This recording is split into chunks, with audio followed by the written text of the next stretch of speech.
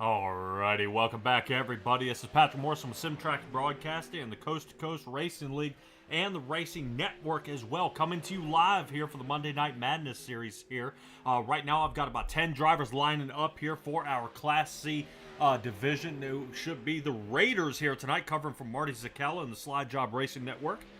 Well, let's go ahead and go top off on our standings. Brought to you All About Tie-Dye, located in Liberty, Missouri. All About Tie-Dye is the official tie-dye of the Coast to Coast Racing League. For the standings so far, Kyle Sargent leading the charge here with Neil Strausser in second, that we see out there on the track right now in the number 68 car, and Mike Schultz in third place. Dustin Sargent running in fourth with Isaac Salas in fifth. I don't see Mr. Isaac Salas out here, so my head hangs low because I sure wish I'd like to see Isaac Salas in the number 5 out here tonight, because last week, if we look at the Malcolm Mills mill riding, Isaac Salas finished first last week with Austin Marlett there, and third was Kyle Sargent for the 1, 2, 3 here last night. But let's take a look what we've got here tonight. I don't like siding away from that too much as we take a peek. The entire night, guys, we're going to be here at Cedar Lake in 360 division, which is exactly where you want to be, you know, with a really a nice, easy, you know, move for these guys. Is these 3 divisions, all of them 360s. First of them is going to be the Raider division, being the fixed edition. Then we're going to be in the open division for the Rebels and the Renegades, and really that's where, to me, the guys who have worked their way up from the Rustlers to the Raiders to the Rebels, and then they're going to get the Renegades, so don't go away. Definitely want to stick around for that one. And obviously you see the laps. So Raiders going to be 20, Rebels at 25, and the Renegades at 30. Track temperature all there tonight at 72. You see this is less than 3/10 of a mile, so I seriously doubt these guys will be really having the wheel straight at all at any point unless they're pre-setting for a turn. This is definitely going to be an awesome shootout here each and every race. Plenty of heats for these guys to kind of figure it out, get a good area, and maybe have a good chance to give us a good run out there. That'll bring up our Tim Chapman pre-race show here. Let's go ahead and have a little chat about what is up for grabs here. This is week 11, I believe, so only this week and 2 more to go after that. Appreciate you guys joining me here for the Thanksgiving week. I hope that is not going to affect any of our numbers out here on the track, as we're looking at Troy Force right here in the number 44, getting around the track here. So hopefully in just a little bit we'll kind of see what our best times are for qualifying. That way we can go ahead and stack this heat. Cedar Lake is tonight, guys. You'll be able to catch up with me actually tomorrow for the Gambler Motorsports Topside Tuesday. We'll be at Volusia, then we'll be at Williams Grove, and then at Charlotte for the Wingless 360s, the 410s, and the NASCAR pickup trucks. Definitely good racing for tomorrow, but man, I'm super excited about here and tonight, what we've got lined up for you guys. As we get these guys kind of squared away here, taking a look around the outside of the track. Definitely want to make a little mention here. We are in New Richmond, Wisconsin. You know, this place actually broke ground in 1956 and opened the very next year. The track was conceived after farmer Elmer Cook remarked that the natural bowl in the swamp he had on his farm property would make a perfect racetrack. So he said, what the hell? Let's go out there. 3 weeks later, roughed it out, and the track began to take shape. Since then, the first race only had 85 spectators out there and only 12 cars to watch. Nowadays, I mean, this thing holds amazing marquee events out there. We're talking the World of Outlaw USA Nationals, the Masters, the Legendary 100, and more. So whether it be in sprint cars, late models, or modified, whatever they're out here racing, whatever your preference is, you'll find it here at Cedar Lake's clay surface. As these guys are getting rounded up here in just a second, hopefully getting ready for qualifying. I think they're looking to see if a couple of guys are running late to kind of squeeze a couple of these times out here. So I kind of see the spotter tower up here toward the top. These guys taking shape here at this point. Kyle Sargent and Dustin Sargent right now are fastest in the rooms at this point. Kind of see if we can take a peek here at what we've got going on. Kind of our fastest times there so far. Right now, like I said, there are more drivers here. Just some of them have yet to take to the track here tonight. Practice should be rounding up, and let's go ahead and get straight to the qualifying here, ladies and gentlemen. Pretty excited to see what we've got in store for you here tonight. I don't cover Mondays a whole lot. This is normally Marty Zacalla's day, but he definitely brings the hype here, that's for sure. All right, let's go ahead and move straight to our qualifying session, and we are. Brought to you by ABR Setup Shop. See who goes ahead and gets out there first. Looks like Joe Canellis is getting out onto the track as we speak. Definitely an odd pit road. It kind of goes way out between 3 and 4 as they get around here. Joseph Canellis, and we'll kind of see what times these guys put down. ABR Setup Shop, with more than 7 years of iRacing experience and 3-time iRacing World of Outlaw Sprint Car Series World Champion. Alex Bergeron is your coach and your setup builder for iRacing. The goal is to make you faster on the track without any exceptions. Then don't look any farther than ABR Setup Shop. They offer weekly iRacing, weekly official racing setups, custom setup requests for your specific races, and most importantly, one-on-one coaching. And that is definitely, to me, racing dirt. I'm starting to kind of get the hang of it, but really an interesting way to kind of collect on the track and kind of find a good way to get around here. Joseph Canellis takes the pole here, looks like with about 11.728 out there on the track. See if anybody else can beat Speedy Joe out there in the number 1 car. Takes the number 1 spot and see if anybody knocks him off. I know the Sargents are out there on the track. There he is. Kyle Sargent taking the pole here. That definitely should do it. I'm not saying I wasn't expecting that, but right now, as your points leader with 2 wins so far here in the Raiders division, I wouldn't expect anything less here of Kyle Sargent. Right now, Joseph Canellis is sitting in the 8th position out there. Let's see if we can find Bud Molyneux out there. Let's see, there he is. Just kind of see how that 883 is doing out there so far.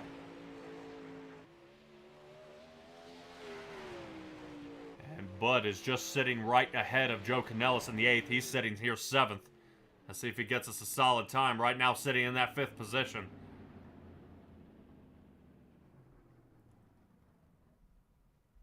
Alrighty. Got a couple more minutes here, about 45 seconds if anybody else is looking to put down some time. Zach Chapman looks to be out there, but I don't know if he's racing tonight along with Brandon Dittmer. So right now we are looking at Kyle Sargent first, Joseph Canellis second, Neil Strausser in third, Dustin Sargent in fourth, Bud Molyneux in fifth, and Greg Parmalee in the 6th position. Who I'm not showing is Zach Chapman, Troy Force, Butch Baker, and Brandon Dittmer. Hopefully I'll see these guys out there on the track. They may be just kind of taking a back seat and letting this, getting ready for the heats. Alrighty, and that looks like it's going to do it for our qualifying session here. Alright, let's get rounded up here as we get squared away for our first heat.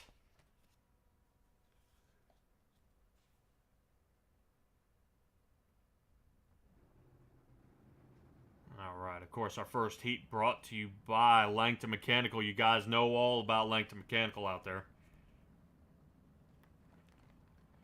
Definitely one to check out there. Second to none heat and air conditioning company in the Hamilton area, and promise their customers that their own professionally trained Langton specialists will be there personally every step of the way. They guarantee their customer satisfaction from start to finish, including sales, installation, maintenance service of their heating and cooling systems, and every equipment sale, installation, and that maintenance service that you made, that call, that is backed 100% by Langton. Right now, Neil Strausser and Bud Molyneux in the front, Kyle Sargent and Butch Baker starting 3 and 4. Definitely start to see if we can get stacked up here. Doesn't look like Butch Baker takes the field. Only 3 guys out there on the track. Kind of heartbreaking. I'd like to see a stack more of cars here so far, but I think maybe some of these guys may be serving some penalty, as I am unsure at this time. Let me see if I can take a peek here, as we do have some penalties out here, but I'm not seeing anybody at this point who is lined up for that. I believe Dustin Sargent is one of the guys who has some penalty points here tonight as we get underway here. Definitely, this may be the 1-2-3 shot you see here, but I know Bud, he's looking to kind of prove himself in front of Neil Strausser on this front shot. Oof! Quick shot there by Neil Strausser into the wall. Got to be super careful trying to set up that turn. Only second, he is sitting second in points, right behind Kyle Sargent. He's got to have a good showing tonight to really start catching up here. He may have to come away with a few wins in this league to kind of catch him at this point. Like Kyle Sargent may have kind of spun out here a little bit, falling back by about 4 seconds here so far. So we'll stick up with the guys here in the front. Bud Molyneux and Neil Strauss are 1 and 2 at this point. But now Molyneux is starting to really take off here. He's got about half a second gap on him at this point. Not really, doesn't really have anything for him here. Yeah, might be kind of it here as we go, kind of wrapping this heat up. Only 8 laps per heat here tonight. Should be a good shootout here, hopefully, for the feature. I kind of like to see, hopefully, like I said, some of these guys will be able to come out here. I know there are heat EOLs are not allowed to compete, so I think some of these guys will still have a chance to get back out here on the track. But let's not take the light here off Bud Molyneux here, who's taking the white flag as he comes up. And Neil Strauss are trying to keep somewhat in contention there. No slide jobs will be had here in Heat 1. That is going to do it for us. So Bud Molyneux is going to take away the Heat win starting on the inside row. Neil Strausser will be starting second behind him in the feature here tonight. That is going to roll us to our second heat. Man, I am on it here tonight here, ladies and gentlemen. Our second heat, of course, brought to you by Magnum Race Designs.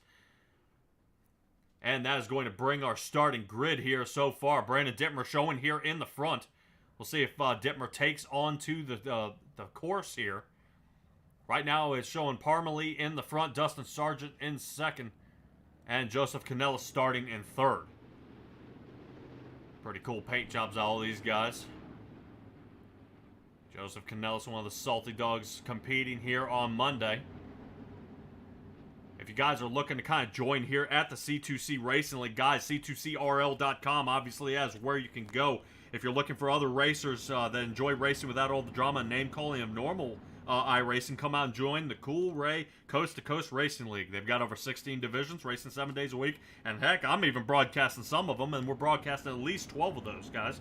So members know that they're a part of something bigger than just the on-track experience. Go to C2CRL.com and click Apply to join the action, where the cars are virtual and the racing is real. Keep in mind, I believe a few weeks ago that we did run the Dirt Track Bank World Finals. Definitely, there was some money up for grabs, about $1,500, guys. So not just racing out here. I know there are some people out here that do have the capability and the willpower that you get a chance to race for money. But here we go, Dustin Sargent, one of the guys who was trying to collect all that money. Kyle Moonen was the one who took it all away, really, with most of it there. And Isaac Salas came in second at the Dirt Track Bank World Finals. But Dustin Sargent was really a tough one to beat out there, just trying to stay clean the best he could.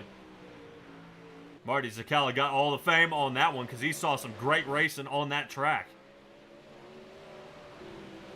Charlotte is where they were racing, but tonight we're at Cedar Lake. Definitely good to see decent temperatures out there on the track.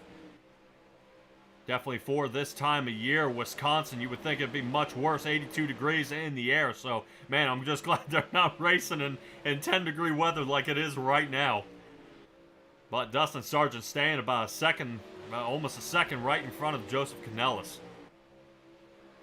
Right now, Dustin Sargent out here making it happen. Dustin Sargent sitting fourth in the points. Right now, the two Sargent boys sitting 1 and 4th in the points run here in this division. Appreciate you guys joining us here at SimTrack Broadcasting or that Coast to Coast Racing Network, guys. Guys, hit that thumbs up, hit that like button, subscribe. Let me know what you think.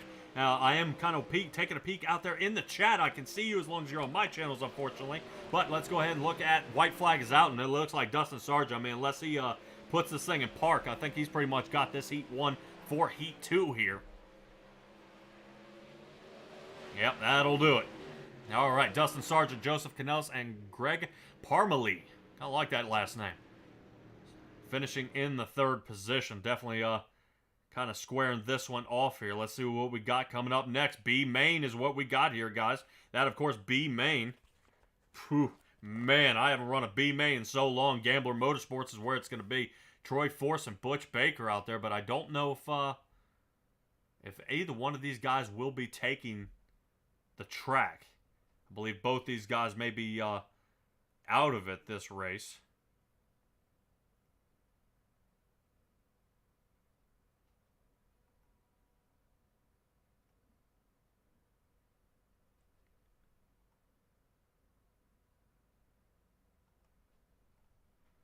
Yep, Looks like everybody's going to kind of be locked down here. Like I said, I just don't think either one of these guys is going to be out there on the track here tonight. Knew we had some penalties here, but I don't... looks like Michael Berthet. Nope, that's the wrong one, guys, here. Dustin Sargent will be one of them. For a Heat EOL, do not qualify. Mbach. Looks like Bob Curtis here. Looks like Bruce Hilton. And a lot of these guys are not here tonight. Got a few of them there in the Rebel Sprints coming up next. Roger Craig being one of them. Boydell and Gary Taylor. So definitely stacking up the field there for tonight. Interesting to see what they do behind this one. I want to give it to the race admins here of how we're going to go ahead and finish this race here when nobody's out there. Right now, the pace truck is on the track. Well, off the track, per se. And hopefully we're going to go ahead and push this to the next run.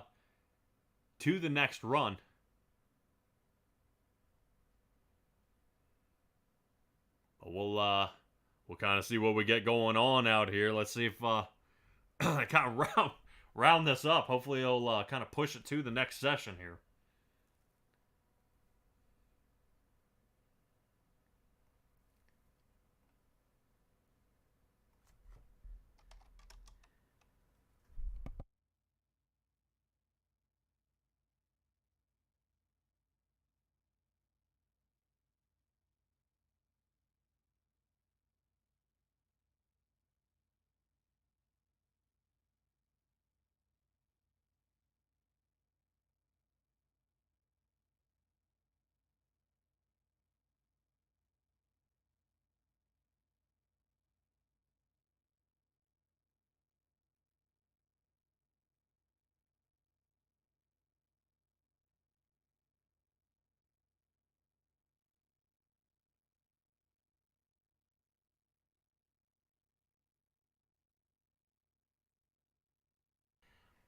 All right, everybody, and the B main looks like it's going to drag out here a little bit, so I've been able to chase down Roger Craig in the 747 here, who should be lining up, I believe, for the 360s in the Rebels division here tonight. Man, talk to me here. What do we got going on? Well, we get a rare sort of aberration here with iRacing where if you have a B main, then we had enough drivers that there should have been one. I think it's advanced now, Patrick. That it so, is. I thought it would just run out, the 6-minute session.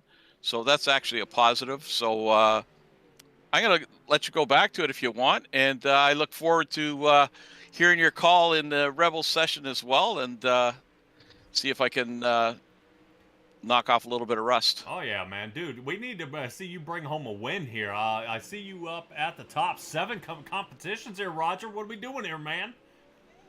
Well, you know what? I don't think a win's ever in the cards against the guys we're up against. But I'll tell you, there's always major competition in the Salty Dogs. We got 12 guys, and I think a lot of times in the Rebels, if there's 7 or more, it's a gold bone. So that's more valuable than a feature win to some of us. So, we'll keep an eye on that. And it's just a great night with a great bunch of guys and some great competition. Yeah, man. Definitely, if guys are looking out for those gold dog bones, the NASCAR series seems to be where it is. At least 7 or 8 of you guys show up there, and at least somebody's coming away with one. Well, yeah, I can't wait for tomorrow night, buddy. It's awesome, and I just can't thank you enough for stepping up, to cover for Marty tonight. And you always seem to get some sort of a weird thing happening. So tonight you got an empty B main. That's all right, man. Hopefully that doesn't catch me off guard in the next one, man. I was just like, all right, well, I'm wondering how we're gonna get some laps done. I ain't got a car on the track. But all right, Roger, appreciate it, bud. Thanks, man. Good luck, buddy. Alrighty, everybody, and that'll, of course, bring us to our Flatline Racing Bodies 3-minute warm-up. Quality racing bodies produced by former NASCAR Regional Short Track Champion Dan Chapman in the iRacing hotbed of Clarence, Iowa. I only got about 5 cars out there on the track right now. Doesn't look like Greg Parmalee is going to give it another shot here to kind of see if he can smooth out the edges from that last run. Right now, Dustin and Kyle Sargent best in the room. Keep it up there on the gap, and you kind of see just the general area of where that is out there in the chat. Sheila Morrison, let's see. Well, that's pretty ridiculous. They did actually set up a race and nobody showed. they set it up. I think what happened is the B main is kind of that extra little push that these guys can use, especially if they get eliminated. B main is actually how you fight for the last chance to get back in for the final 2 to 4 rows into the feature. Don't have enough guys out here, and the people it did iRacing put into the room.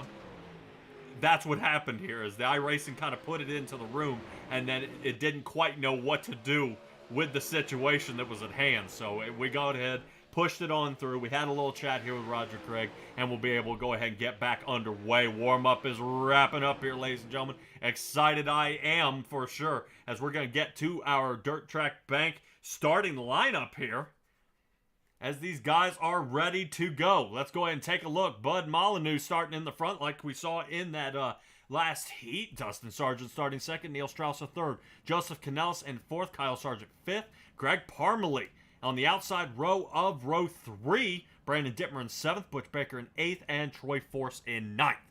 We'll see if any of these guys are out there on the track. I know we're kind of looking a little thin here, but this is, to me, from the outside looking in, this is Class C here, guys. So a lot of these guys have moved up. If you want to come join, this will kind of be where you start. You'll start in the D and the Rustlers, and then you'll move your way into the C factor here, and then move your way up. Coming up, we do have the B and the A's.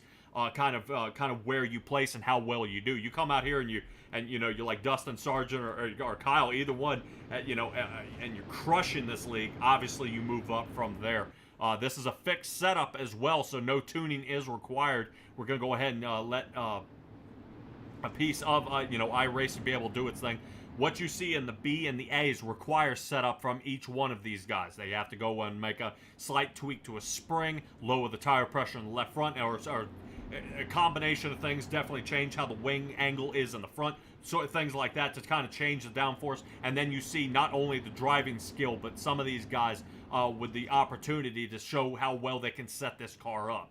Everybody drives different out here. Everybody has the same kind of itinerary. They have the same goal in mind, but whether they can reach that or not is back and forth at this point. Green flag is out as the Steve King pace truck is off. Dustin Sargent toward the outside line here, seeing if he can battle out there with Bud. Right now, excellent job here so far by that 377. Ooh, man, toward the top as we get going around here. Let's go ahead and get those pieces up onto the top of this 20-lap feature here tonight, guys. Definitely an awesome job here by the Shweken Speedway Series as we get going here. Dustin Sargent still leading in the front. Looks like they're staying out there toward the bottom, riding that right rear tire up onto the cushion. Ooh, man, gets a little farther into it than he wanted to, kind of gets up into the wall, but man, really, it's not affecting that 1 second gap he has here at this point. Let's rotate it back here, a little more of a battle between Bud Molyneux and now Kyle Sargent. Kyle down toward the bottom, see if he can slide his way toward the top. And he gets it. Slide job executed perfectly here as he gets around into 1 and 2 again. Sliding their way on through. Man, only about 5 laps of this one complete. 6 as Dustin Sargent coming up. And right now, Dustin, Kyle Sargent, and Bud Molyneux 1, 2, and 3 at this point. Kyle has fought 3 places up, as well as Troy Force out there, showing he's moved around a little bit, but I do not see him out there on the track, unfortunately. Bottom 3 guys are not competing here tonight in our ticker. So let's look back here at Joseph Canellis in that number 1 car, battling out here with Greg Parmalee in the number 4. Definitely guys trying to make some good moves out here so far. Some of the Salty Dog Racing team trying to see if they can switch it up here just a little bit. Greg Parmalee in the sim racing concept, seeing if he could get a little something done here. Right now has a solid top 5 here, but oof. Looks like Joseph Canellis kind of kisses the wall just a little bit, but that's okay. These guys are still putting on a great race for you guys here tonight. And I tell you what, for some of those viewers out there, you know what I'm not seeing? A caution. I'm not seeing a caution. I think we might get through all 20 laps here cautionless, and that's not too bad. Normally we kind of see definitely some pile-ups on that Topside Tuesday, and I like saying Topside Tuesday because some of these guys end up upside down, especially in the 410s or those midgets. People like Patrick Spengler definitely some trouble out there. Stella, I've never watched on a Monday any asphalt racing on a Monday. No, we are all dirt, and the cars you see here, we're all dirt today. Asphalt will be tomorrow, but we already got Greg Parmalee under fire here by Joseph Canellis. Looked like he was trying to make a lane that wasn't there. Oof! Look out, Joe! Joe tries the slider down toward the bottom from the top. Does not get it complete here. Definitely pushing their way around. Looks like Kyle Sargent here. Still fighting his way in the front. 2-second gap between him and Dustin. Only about 5 laps left to go in this thing. Neil Strausser still pushing around here in that 4th position. Greg Parmalee in the 5th. Joseph Canellis still looking around that back end. Canellis looking for a top 5 finish here to see if he can improve his chances on the points chase. Joe Canellis obviously sitting in 8th. Where he's, oh man, that Mike done it. Riding that cushion toward the top. He's got the grip on that right rear tire, and he's able to push his way on the way out. He's got to be careful riding down the front stretch. As he's getting into the mountains toward the top, they're built up onto the wall. Joseph Canellis has broken away here. Solid top 5 looking for him. But it looks like Dustin Sargent not too far behind. Might be running into some lap traffic here, but only about 2 laps to go. Oof. 377 right there, clipping the wall. Look, what in the world? Looks like Kyle Sargent is now past him, and Dustin Sargent is around with only 2 to go. He has just kissed the lead goodbye here. White flag was out, but now the caution is out. Patience out there in the chat. Don't jinx it. Sorry, already did. Last lap caution here. And here we are. It looks like the 377 here. Dustin Sargent is heading down pit road now. This car may be actually totaled out on this one. Led every lap of this race until the final one here. Let's kind of roll it back here real quick. Brought to you by Malcolm Mills Mill Riding. Kind of got into the wall. You see where he caught that hump. Looks like he's got some right front damage here. Yeah, he's trying to keep it off the wall. Looks like some right front tire damage, and that may have been what kind of sealed the deal here. Boy, that is not what you want to see.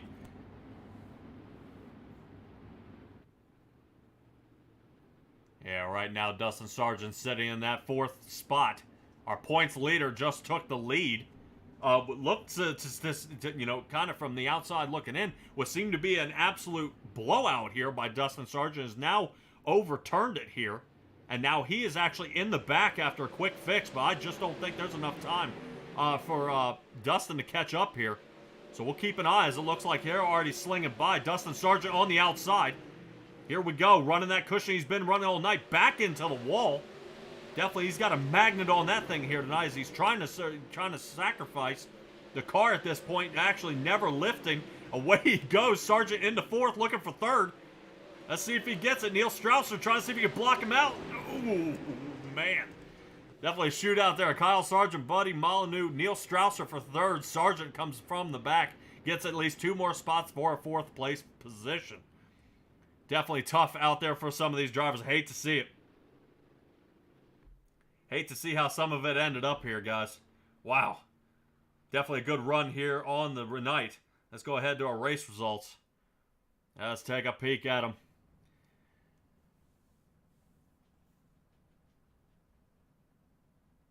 Some of these guys not too shabby on the job out there. Definitely tough. Definitely tough. I don't know what some of these other guys could do. Hopefully we'll be able to, like I said, catch up with some of these drivers out here. I do not see them locked and loaded here in the Discord. But it looks like Kyle Sargent may be here, so let's go ahead and have a chat with our race winner here tonight. Kyle Sargent, dude, what a wild run this was here tonight. It didn't look like you had the win. No, definitely not. I don't know if I would have had anything for my brother or not. You know, I seen he kept tagging the wall and everything, and it was helping me out, but I think if he could have made just a couple good laps, he would have had it for sure. I just ran out of time. Yeah, well, it didn't look like he sealed the deal, man. He led every lap this race and then tried to Ross Chastain it there right there toward the end, kind of riding that wall. I don't quite know what happened. How was the track holding up out there for you tonight? You know, the track had plenty of traction in it. I mean, even a lane off the top you could run. I think he was trying to run, you know, a little bit over the cushion to get that drive off the corner and everything. And when he'd hit it, he was fast. I mean, there was no doubt about it. I think once I kind of started running the slider line in 3 and 4, might have helped me out a little bit once I started slicking off. But I don't know. Without that, I don't think I would have had him. And yeah, definitely tough, man. I thought there was some wild things going on out there tonight. You have to forgive me. I am not usually here on Mondays. Are we gonna see you any more tonight, you or your brother? I'm sure my brother will move up.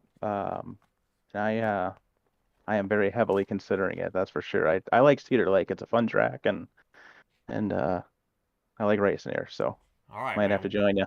Like I said, it should be the Rebels here, and then we got the Renegades, man. Definitely, to me, the Yeah. racing gets tougher and tougher up there the farther you move up, but fantastic job here tonight from the Cool Ray Victory Lane here, bud. But go ahead and give me your shout outs while I got you up here. You bet. I'd like to thank DNT Designs, Black Bullet Racing, Nuke's Performance, Giddings Mobile Repair, um, W Energy, uh, all them guys helping us out every week. It definitely a big plus. Alrighty, man. Kyle Sargent, great job here tonight, bud. Seeing that you are in the points lead, you will retain it. As Neil Strausser was right behind you, placed third here tonight, but he is second, so he's still in the chase. But hopefully we'll catch up with you later here tonight. You bet. I hope to talk to you too. Alrighty, man. All right, everybody. There's Kyle Sargent. That's going to move us actually to our third place finisher. Looks like he's locked and loaded, ready to go. Neil Strausser, you got a copy on me here, bud? Copy. All right, man. Dude, what a wild run this was. Were you nervous about Dustin Sargent kind of coming up after that wreck here tonight? Yeah, I was a little nervous. I got a sloppy start there in the beginning. Got a little loose and jammed a couple people up. But yeah, I was a little nervous there towards the end. Alrighty, look at what I'm noticing from a lot of these guys running up into the cushion. It's not a problem. It seems to be the front and the back stretch. Just the track seems to be changing the more you guys are driving here so far. Is there from the outside here in the broadcast booth? Is there anything going on the track that we need to be looking out for out there? It definitely gets my car was definitely getting a little loose towards the top, going in there towards the end of the race there. So it definitely slicks off big time up top, in my opinion. All right, man, dude. So I had a chat earlier with Kyle Sargent out there. How confident are you feeling so far going into the next round, whether it be the B or the A session here tonight? I mean, we're gonna see you in the following series. Actually, I'm not moving on tonight. This was my last race for the night, so Oh man. Oh, the battle continues. Well, right now, seeing how you're doing in the points lead and everything else, man. Nine races here so far. This should be 10. Not a win yet, man, but so close every week. Hopefully, we'll see you actually next season move up to the B's, bud. yeah, hopefully that's the goal. Definitely to move up. I'm looking forward to racing with the bees. All right, Neil Strausser, go ahead and give me a shout outs here, bud. I just want to give a shout out to my fans out there in Utah. Finally got on in the interview for you guys. All right, man. Utah, huh? Yes, sir. My brother's out there watching. All right, awesome, dude. He's out there watching, man. I haven't seen anything in the chat of him giving a thumbs up, a woohoo. Not even a checkered flag out there in the chat. I've been looking, but all right, man. Well, Neil Strausser, appreciate you joining us here tonight, and I guess I think I'll actually catch up with you tomorrow. Yeah, you will. Hopefully, we finish pretty good there in the truck series tomorrow. We've been racing pretty good all season long, so hopefully we get to talk to you. All right, man. Charlotte it is. I'll see you then. All right, thank you. Have a good one. All right, everybody. Neil Strausser in the 68. That brings us to Bud Molyneux. Definitely had the race cut out for him here tonight in that second place right now. Let's see if we can go ahead and catch back up with him. You guys weren't fast enough for these interviews, but Bud Molyneux is here. Man, dude, talk to me about the track out here tonight. Come on, Bud. I know you're out there. Oh, no. Oh, man. Come on, Bud. What are you doing here? All right. Well, I think if Bud wants to catch back up with me, hopefully we will be able to grab him. Guys, don't forget the Rebel Division is up next. Hopefully we'll be able to catch up with our second place finisher in the next round. He's got his work cut out for him. I think the battles on the track, including with sometimes with people's mics, are still, regardless, still tough to see and get done out here. But let's go ahead and let's switch over and find the guys for the Class B here run tonight, guys. Definitely I'm excited to see the Rebel Division here coming up next. No changing the track, but definitely changing some of these drivers and definitely the difficulty. But we'll be right back after this short break.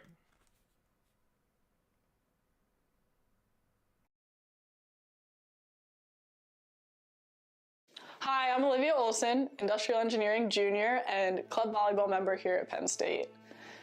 I'm very excited to say that Thon is right around the corner, just a month away. And for those of you that don't know, Thon is the largest student-run philanthropy in the entire world. They're committed to raising funds and supporting those who are affected by childhood cancer. This year, Thon is taking a very different meaning for me. Last March, just as the weather was getting ready to turn, we were all super excited to go play some more outdoor volleyball. One of my best buddies, Jesse King, went home for a routine checkup. Fast forward 60 days later, and he's just waking up from a medically induced coma. 6 months later, he's just being released from the hospital after being diagnosed with non-Hodgkin's lymphoma. Now, kid's a fighter. He made it through chemo, radiation, and he's currently battling his way through extensive cognitive and physical therapies. He's doing great. He's finally letting out some of that personality that we've all been missing for so long. Luckily, the King family, thanks to Four Diamonds, has yet to see a medical bill. There are a lot of families that can say the same out of all the good that's come out of this. So if you would like to join me and club volleyball in the fight against childhood cancer, please click the link to donate. Any size donation makes a world of difference for the King family and families alike. If donating at this time isn't the best option for you, please, please, please, please share this video, because the more eyes on it, the better, and every dollar truly does make a difference. In addition, any thoughts, prayers, good vibes are always greatly appreciated, because we just want our best buddy back at school with us. All that being said, please always remember to never take anything for granted. Tell the people around you that you love them loud and often, and even the smallest acts can make a world of difference. Many thanks and lots of love from me and the club volleyball family and all of those being supported by Thon and Four Diamonds.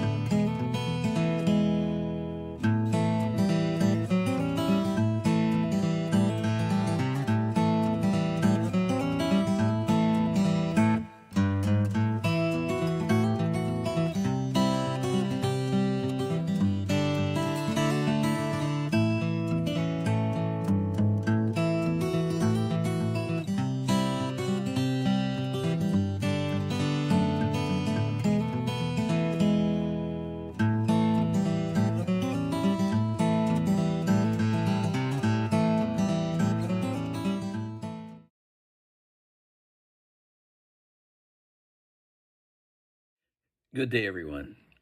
Today I wanted to talk about Movember. So, Movember was started in 2003 in Australia and has become worldwide. For those unfamiliar, Movember is all about awareness of health issues for men.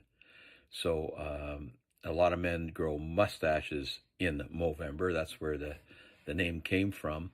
Um, and just so you know, I plan on celebrating Movember by having my prostate hocked out. So, first of all, the prognosis is good because of early detection. So, and as a result of that, I have decided to declare myself the Coast to Coast Racing League Movember poster child for 2022. On a more serious note here, the average age of our league is 41. So if you're on the top side of that, you need to get tested regularly. I'm talking PSA tests, the rubber glove, it's 2 seconds of discomfort for maybe a lifetime of living.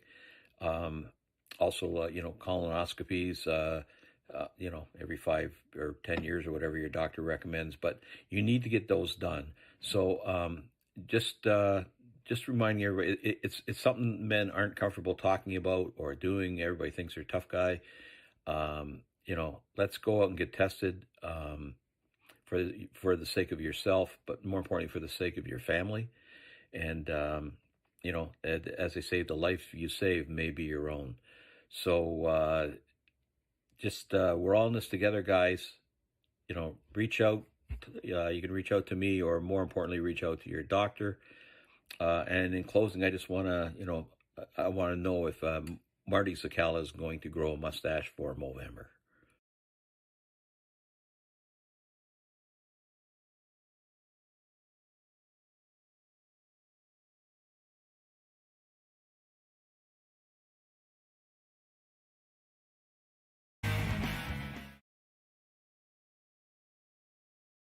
All right, everybody, we are back, and you wouldn't believe who I've been able to catch up with. Bud Molyneux here, man, our second place finisher. I think he just got that mic squared away. Dude, Bud, as we kind of round this one up here a little bit, talk to me about Cedar Lake, man. How was the track out there tonight? Track started out pretty good for me. I was running the middle low line.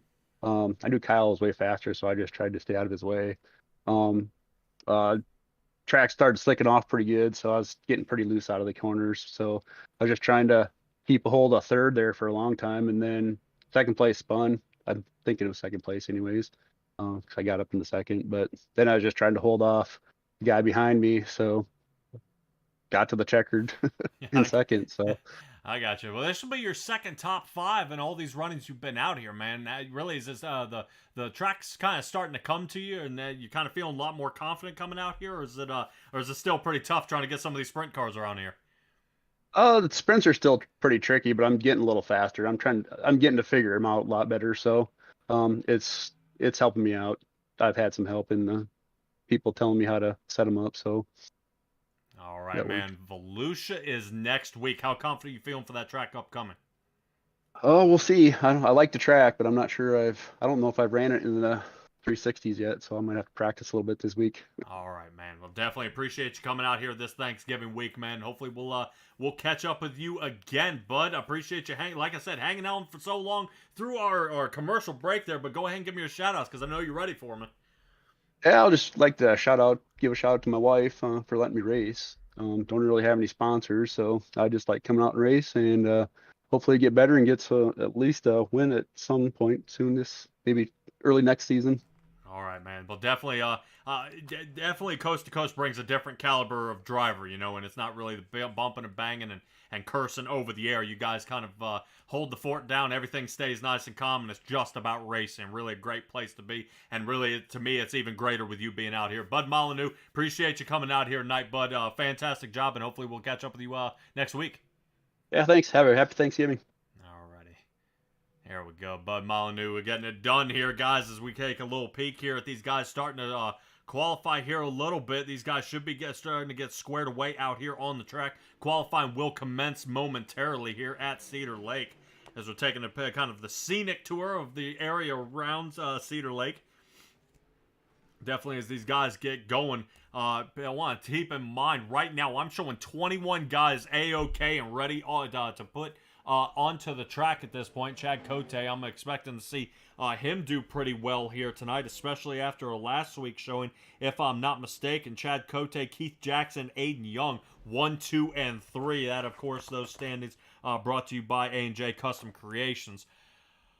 Boy, it's going to be an awesome shootout here so far. Finishing up as we are right now, from what I'm seeing, do not qualify Heat EOLs or Craig Boydell and Gary Taylor out here tonight. I saw Roger Craig there, Gary Taylor, and Greg Boydell. So hopefully these guys are kind of squared away here a little bit. Serve those penalties, and let's move on.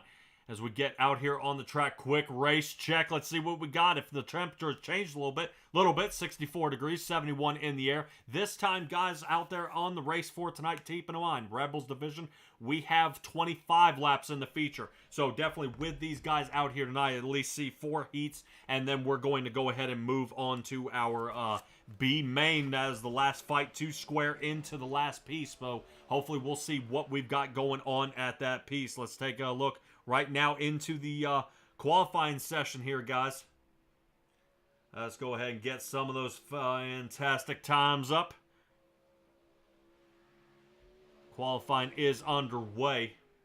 I only got about 3 minutes to kind of get on it here. Joseph Grandy, I know, is a happy driver out there. He's already placed a fast time.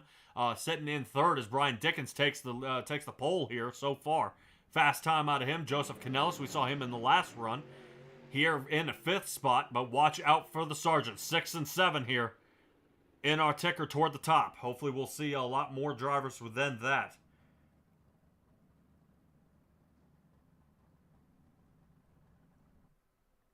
Definitely good moves here. Let's see. Joseph Canellis into the 6th spot. Let's see where Zach Chapman ends up. There he is.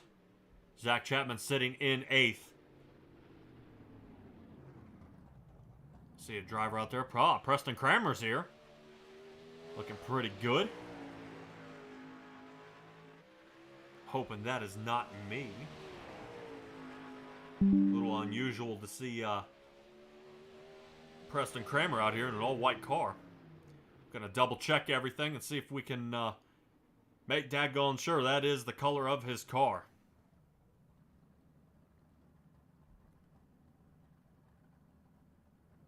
Let's see if anybody else, there he is, Chad Cote, there he is. He's rolling around the track. Let's see if he can put down a solid time here at Cedar Lake.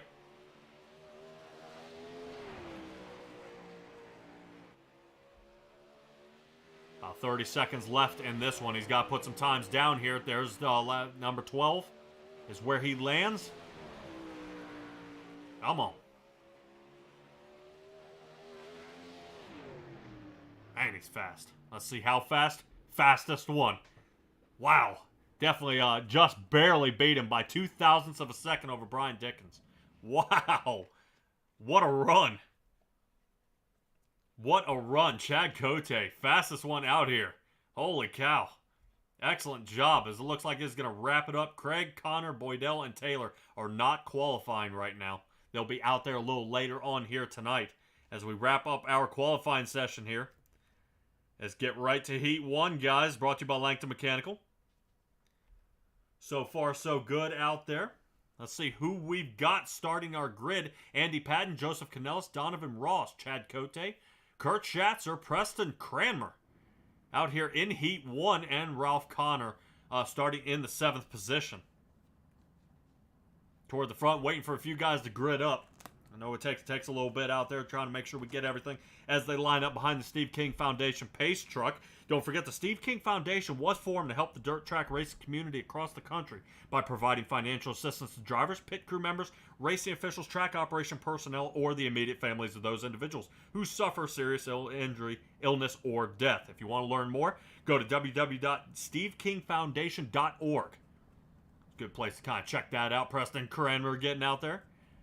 Chad Cote, our fastest guy on the track. You see it's inverted, so it's set him toward the back. Andy Patton starting in the front row on the, looks like on the, I believe on the inside here of Joseph Canellis. See a good battle and push by these guys here toward the front. Looks like Roger Craig was saying, we may have a few dog bones up for grabs here tonight. We'll see how many. Canellis, Craig, Taylor. Holy cow! Yeah, we got the crew out here tonight. We have the crew out here tonight. As you see, the pace truck lights are off. We'll be underway for Heat 1, brought to you by Langton Mechanical.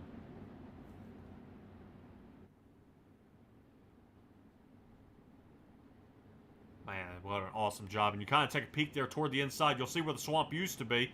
They got the water moving there with a little water spout. Definitely not continue it being a swamp from where it started. But only 8 laps in this heat. This will help determine that first row here. Joseph Canellis is going to take off from the outside here. See if he can get around. You see the cushions built back up after they scuffed the track. Oof! Hard shot there by the number 11 of Chad Cote. Definitely didn't want to see Joseph Canellis slow up. Definitely fastest car hanging in the middle right here on the outside of Canellis. Chad Cote fighting his way toward the front. But he's got Devo to run down. Devo running in the 5 in second place as he watches Andy Patton pull away here. 6/10 of a second off the front nose of his car. Joseph Canellis toward the top, way into the rubble up toward the top. And now he's going to be under fire by Kurt Schatzer. Normally pro late model driver, making it happen here tonight in the Sprint 360s. Fighting on toward the bottom. Kurt Schatzer gets the slide job from the inside to the outside. He's got him. Canellis trying to return the favor. I don't think he's going to have the turn exit. As Preston Kramer dives toward the inside, and around they go. Devo saws off about another 10th off there, and it looks like Joseph Canellis is on the inside. Might have caught one of those tires. Let's rotate back up front. Devo running down Andy Patton here in the 87. See if Andy's got anything for him. See if we can get it underway here. Donovan Ross trying to battle here so far as they get around for this heat. Only a couple more laps to go here. White flag is out. Barney, you can see him throwing his shoulder out. Must have gotten that thing fixed over the weekend as he's back underway. This is only a second division so far. Plenty of heats to go. White flag is out, and let's see what they've got for us here. Andy Patton taking away the win in Heat 1. Donovan Ross coming in second, and Chad Cote third. Schatzer just on the outside of that cutoff spot, well, on the cutoff spot of 4, which puts Connor and Preston Cranmer on the outside on the cusp, where they may have to battle it out in the B main, which moves us to Heat 2, brought to you by Magnum Race Designs. Let's go ahead and talk about who is starting on the track here tonight. Jack Clevenger, Dustin Sargent, 1 and 2 right now. Joseph Grandy starting in 3rd. Brian Dickens starting in 4th. Richard Holland into 5. John Rayner into 6th, and our fellow Canadian Gary Taylor toward the back. Heat 2 brought to you by Magnum Race Designs. Magnum Race Designs offer iRacing wraps, hero cards, logos, flyers, and even t-shirt designs. If you're looking for a new design and you want attention to detail, competitive pricing, and fast turnaround times, check out Magnum Race Designs. The design on Facebook, where you can contact them directly through Messenger. Magnum Race Designs is a proud sponsor of the Coast to Coast Racing League 358 Modified Division. These guys will be squared away here. Jack Clevenger and Dustin Sargent. Definitely expect to see that 377. What happened last time, he's not going to be happy about what he just did. In that last run. He's going to try to push it out to the stretch of this one. Good Lord. My guys out there in the chat, you didn't even tell me I had the wrong one up there. We're running the Rebel League here. We are not the Raiders anymore. Come on, Stellar. What's going on out there? All right, there in the chat, looks like the pace truck is going to duck on off here. Back underway. Let's see if he squeezes away. I want to keep an eye here on Dustin Sargent. After how well he did there in the Raiders, he's going to put on a show for us here. But Jack Clevenger getting that amazing restart. Almost caught Joseph Grandy here sleeping on that inside line. Grandy going to have to fight for his life. Doesn't really have the lane he wants at this point, as Brian Dickens is now squeezing the door on him here. No idea how Grandy's going to get to the top if he wants to stay fast here. There we go. Now you figured out how he did it. It looks like he puts Brian Dickens into the wall. Gives him that little nudge with that right rear tire. There is no outside mirror on the right side, so they're having to guess where that tire is. But take a look at Dustin Sargent riding up into the cushion toward the top. Running to see if he can get some sort of turn entry here. Slide job initiated. Here it comes, right in front of Jack Clevenger. Gets it. Clevenger returns the favor, slides back up in front of him, and Sargent now back down toward the bottom. Back and forth these guys go, and now Clevenger playing defense. as Dustin Sargent is all over him, but the two of these guys battling out has now opened the door for Grandy. Grandy toward the inside, 3 wide toward the front, and Grandy gets it. Grandy down toward the bottom as that 518 car, neon colors flying his way toward the front, up 1 position from where he started. Let's see if Grandy's got anything for him here. He's only got a couple more laps here left in this heat. Grandy toward the top, trying to see if he can find a little more traction here. As, Dustin Sargent clips that wall, and now he's around. Broken he is. Back to the backup car. Let's go ahead and stay here with Grandy. It looks like Dustin Sargent may be fighting in that B main to get into the feature here tonight. Grandy on the outside. White flag is out. Clevenger doing everything he can to watch for that slider. And no can do. Clevenger first, Grandy second, Brian Dickens in third, and Richard Holland fourth. Was Dustin Sargent, Rayner, and Gary Taylor, 5, 6, and 7. Definitely good shootouts here, the guys, tonight. I don't know about you, but this is awesome. That's going to bring us to our third heat, guys. Third heat brought to you by the Salty Dogs Racing Team. You'll obviously see a bunch of them racing out there tonight. Keep in mind, they are a racing team composed of many of the senior members of the Coast to Coast Racing League who have been released from the home to create havoc and chaos on the track. So whenever 3 or more dogs are on the racetrack, a dog bone will be awarded to the highest finisher. And not just a dog bone, a gold dog bone at that. So let's go ahead and take a peek at who's on the track right now. Kevin Fry, Zach Chapman starting in the front row. Aiden Young and Kyle Sargent, 3 and 4. Stephen Bixler and Greg Boydell starting in that third row. And Roger Craig will be on the backside here. Not able to get a qualify here. So let's see if Roger Craig can fight his 747 toward the front. Interesting deal out there in that 747. You kind of see on the side of his car, he's got kind of a thing where it says a pit side podcast is there on the side of his car. Tune in to them, and then you'll see Preston Cranmer and Roger Craig, the VP and the president here of the Coast to Coast Racing League.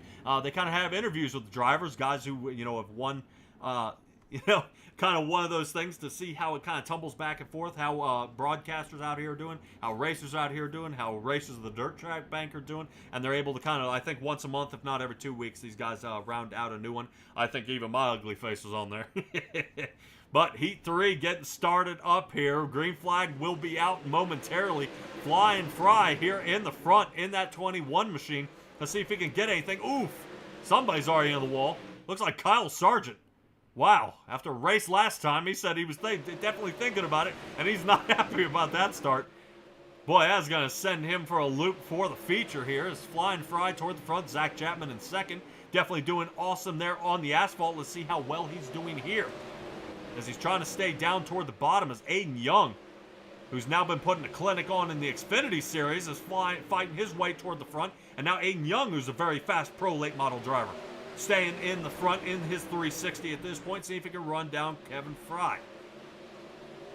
All right, now Greg Boydell sitting in fourth, seeing if he can take a peek here on Zach Chapman. Doesn't look like a battle for the lead just yet. About a quarter of a second off the backside of Kevin Fry toward the front, with only about 2 laps to go once we reach the line. Aiden Young starting to put the moves on him here. Let's see. Initiate the slide job. Does the 69 have the turn exit? Does not. Track may not be slick enough for that 69 to go ahead and get that through here. We saw it work for Grandy, no problem. Oof. Yeah, got way up in the rubble there. Mountains that are building up on the outside of the track here. White flag out. Kevin Fry starting to take off here. Now I get why they call him Flying Fry. Away he goes. 21 machine going to come away with a heat win here. Last ditch effort by Zach Chapman here. Get that third position. So Kevin Fry, Aiden Young, and Zach Chapman for Heat 3. Brings us Greg Boydell and Stephen Bixler into 5th. Roger Craig came 7th or 6th. Now I believe Kyle Sargent came 7th. That moves us to our B main here, ladies and gentlemen, brought to you by the Gambler Motorsports team. Gambler Motorsports is an esports racing team that competes weekly across the iRacing platform.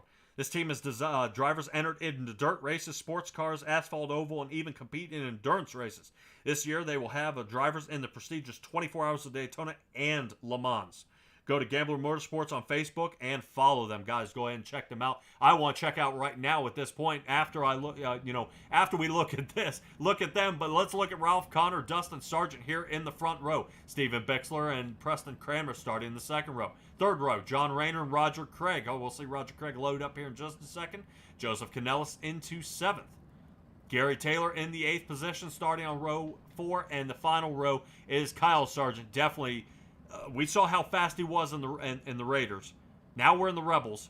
What has he got for us here? This is, to me, where I see one of the faster guys here on the track in the extreme back of the field, and he's got to battle his way toward the front to get into the feature here tonight. Definitely want to keep up with that here at this point. I know a few of our salty dogs out there are having going to be kind of battling here toward the front. Joseph Canellis being one of them. I believe John Rayner, Steven Bixler, and Gary Taylor. So I know at least 4 salty dogs here are going to be kind of battling their way in this B main to fight their way into the into the feature, guys. And really, that's not what you like doing, is being on this cusp to see if they can squeeze it, knowing the amount of drivers out here that may or may not be a cutoff. Like I said, they believe there are 21 drivers here locked and loaded, ready to go in this one. And maybe they'll be able to kind of square it away. Pace truck is off. Both Sargents here in the B main. Very unusual. But we'll see how this gets done. Dustin Sargent kind of kissed it off the wall earlier, and then Kyle Sargent into the wall. In the last heat, boy, man, he rides that wall close. 77 in the wall again. Definitely not liking how wide these tires are here tonight, and is what I believe Roger Craig may be around. Oh my gosh. All right. Guess we're breakdancing out there tonight in the 747. Let's go ahead and rotate up here. It looks like, oh, John Rayner now in the wall. And that's not what you want to see. There is no cautions here in the heats. So now John Rayner is broken. Ralph Connor is broken. Roger Craig, he's trying to salvage what he's got left of this. If he can kind of continue this and these guys kind of totaling each other out, they'll have a chance. But remember, I said one of the fastest guys from the back. Here he is battling for this 3rd position. Kyle Sargent on the top. So at 91, trying to see if he can catch his brother who's in the front. But Preston Kramer may have something to say about that, as they've already got about a 2nd lead in front of the 2 of them. Halfway through this B main here toward the on this run here, I want to keep in mind Dustin Sargent. We saw what happened last time, and I definitely know he does not want to repeat this. Going into the feature, he wants to make it into the feature here tonight. Battle around there, and definitely it takes a lot of skill. You see how he's riding around that top groove. Definitely wants to touch it there and get going. That puts Roger Craig a lap down here. Stays down toward the bottom to let these other faster guys get around. Definitely, if you got a damaged race car, I wouldn't want to get into the way. So Dustin Sargent, from right now, the way it's looking, I said we would have won the Raiders, but, you know, here I am. The 77 is getting across. He should be bringing the white flag out here. Preston Kramer close in behind him. But he's got a 2nd to make up here. Definitely doesn't seem reachable at this point. So Dustin Sargent should be coming around and bringing the checkered flag. Preston Kramer in 2nd, Kyle Sargent 3rd, and Joseph Canellis. Look at that. Good battle there. Ooh, what in the world?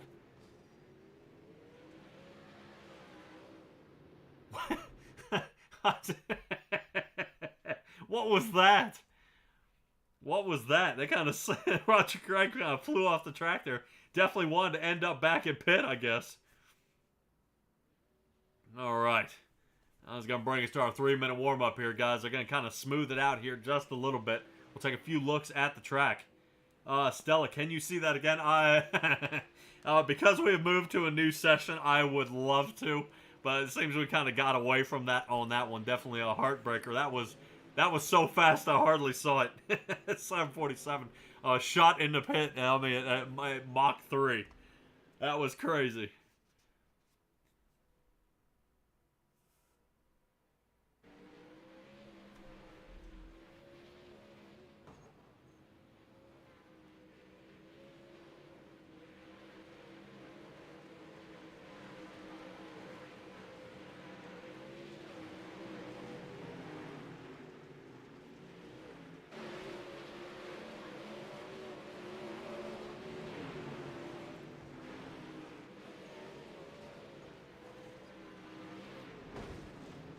Oof. Man, Roger Craig just can't seem to get a break out here. Taking a peek at him during the warm-ups, kind of clipping into a few guys here.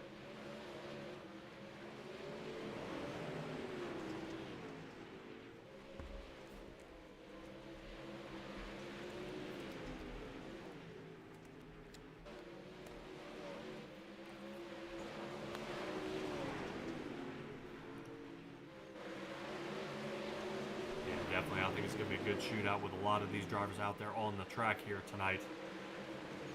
Definitely good battle. Ah, dad joke. I like that Stella dad joke. The 747 took off. Ah, ha, ha, ha. Ah, I'm laughing. All right. But that brings me to another point. I'm not saying these guys don't have the talent here, but definitely some mix-ups out there on the track, which brings me to the Coast to Coast Racing School. Check out C2C Racing School when you guys join. That the league's top drivers have volunteered to help the league's drivers improve their driving skills free of charge.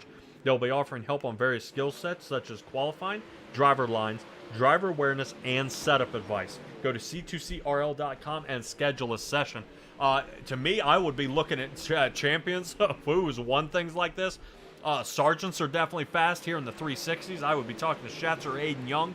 In the pro late models, I would be checking Bob Light into the road course cars. Definitely Dan McLaren, Bob Light, or Zach Chapman. Talk to those guys in any of the asphalt series. Aiden Young, especially in the Xfindies. And you'll be able. I think from the outside looking at, I think you can request a driver and see if they can find a time to schedule with you and get kind of work on it out there. I've considered doing a little bit of it, trying to see if I can improve my dirt game. I know I'm a-okay on asphalt. I think some of these guys are a heck of a lot faster than I am. But definitely something I might, if you're here and you want to race, definitely something you want to look into here. But let's go ahead and take a look here at our feature here, guys, for our starting grid, brought to you by the Super Dirt Car Series. Super Dirt Car Series is the Northeast premier showcasing big block modifieds, premier drivers from Florida to Canada. The Super Dirt Car Series visits some of the most exciting dirt track in front of the biggest crowds. The ground-pounding, earth-shattering, window-rattling beast of the Northeast is the Super Dirt Car Series, brought to you right in front with Andy Patton and Jack Clevenger, bringing you the front row. Kevin Fry in third, Donovan Ross fourth. Joseph Grandy will be starting in the fifth position with Aiden Young sixth. Chad Cote seventh, Brian Dickens eighth. Zach Chapman into the ninth position. Kurt Schatzer will be actually starting in the 10th position, so hopefully we'll see how he fares here tonight. Richard Holland into the 11th, and Greg Boydell starting in the 12th position. Rotating to the back here, Dustin Sargent and Preston Kramer starting in the 7th row. Kyle Sargent will be starting actually behind his brother exactly in the 15th area, with Joseph Canella 16th.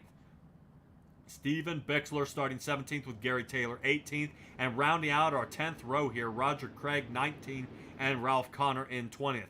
John Rayner, unfortunately, with a lot of mess-ups here, kind of during some of these heats, will be bringing our 21st position here at the back of the track. Hey, it kind of heartbreaking for some of these guys, definitely with the battles they've been having here all night, but they always have a chance to fight their way back to the front. As you saw, Kyle Sargent battling his way into the front. He was able to make it happen here. This being the B class here, guys, definitely stay tuned for what we've got coming up next for sure. In the A class, we'll be moving to the Renegades. A lot of fast drivers there and a lot of grudges going to be happening. But definitely some of the best drivers here in the Coast to Coast Racing League. But first and not least, let's stay with the Rebel League. These guys are definitely going to battle it out here. Full field from what I'm seeing here, guys. Definitely from the outside looking in. Look at that field. Excellent job by all these drivers. So let's see how Jack Clevenger and Donovan Ross in the front row get squared away here. Look at them squeezing real close together here. Joseph Grandy kind of backs up the turn here.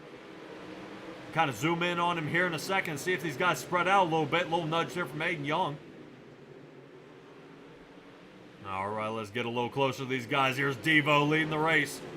Clevenger's got something to say about that as they dive toward the as he dives toward the outside here. You see the 78 get a little bit of that cushion. See if he's got that turn exit, and he does. Side by side, these two guys are for the lead.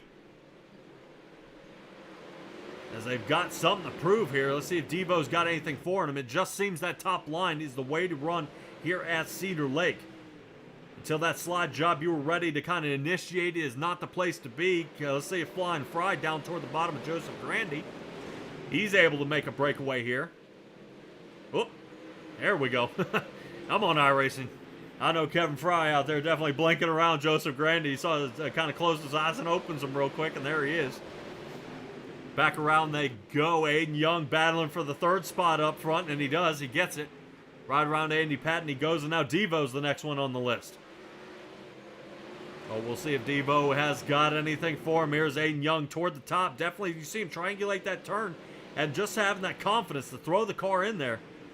So close to the wall, expecting that right tire to grab a hold of him, push him back toward the front. Let's see how Chad Cote's doing, seeing if he's getting anything here on Joseph Grandy. Grandy having to back up that turn as he's jammed up by the 122 of Brian Dickens. Caution. Fast driver of our Pro Late Models, Kurt Schatzer, is down. Caution is out. Looks like we got some damage, at least to the wing as well. Let's go ahead and see if we can get a quick rundown of what happened here.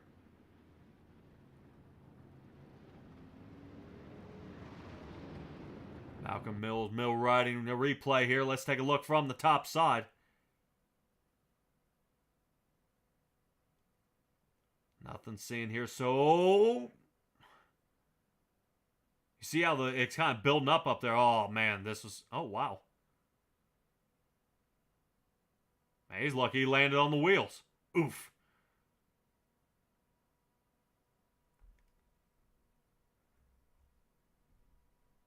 All right, let's see if we can take another peek at this.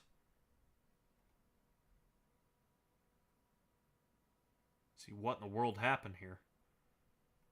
Seemed to be doing fine. And then from the top, ooh, caught that lump right there. Here it comes.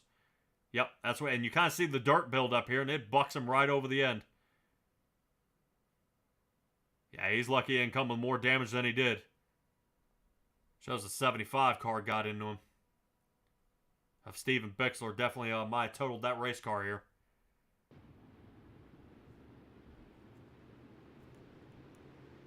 Jack Clevenger going to be bringing us through the green flag, and he does. Away he goes. You wait for that pace truck to get off the field here, and away. Yeah, man, he's able to just kind of make the separation here. Let's rotate back here a little bit to Brian Dickens, who's on the bottom here of Kevin Fry. Kevin Fry gets the squeeze. Oh man.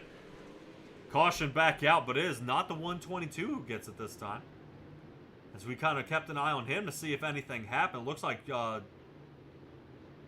kind of rotate back. It shows I have a Kyle Sargent problem here. Let's kind of see what happens to him. See if we can get it going here. He nudges the wall. Oh. I think the two Sargent boys connected. Kyle gets the worst of it here.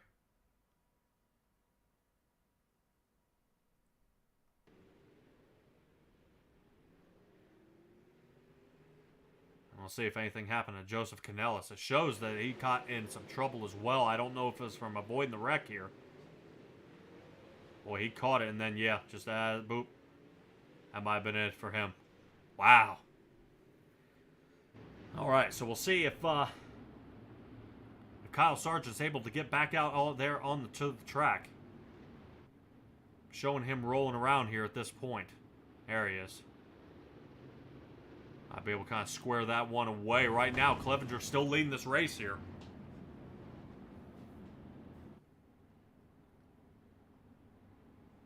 Definitely has got to be feeling good about his times here so far.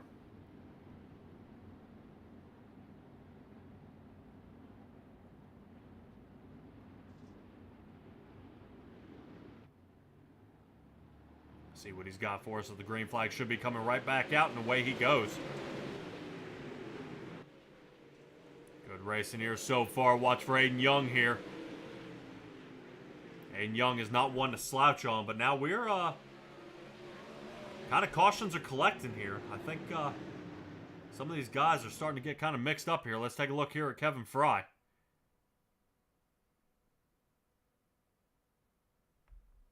So we're looking, so is Kevin Fry, but that is not Kevin Fry.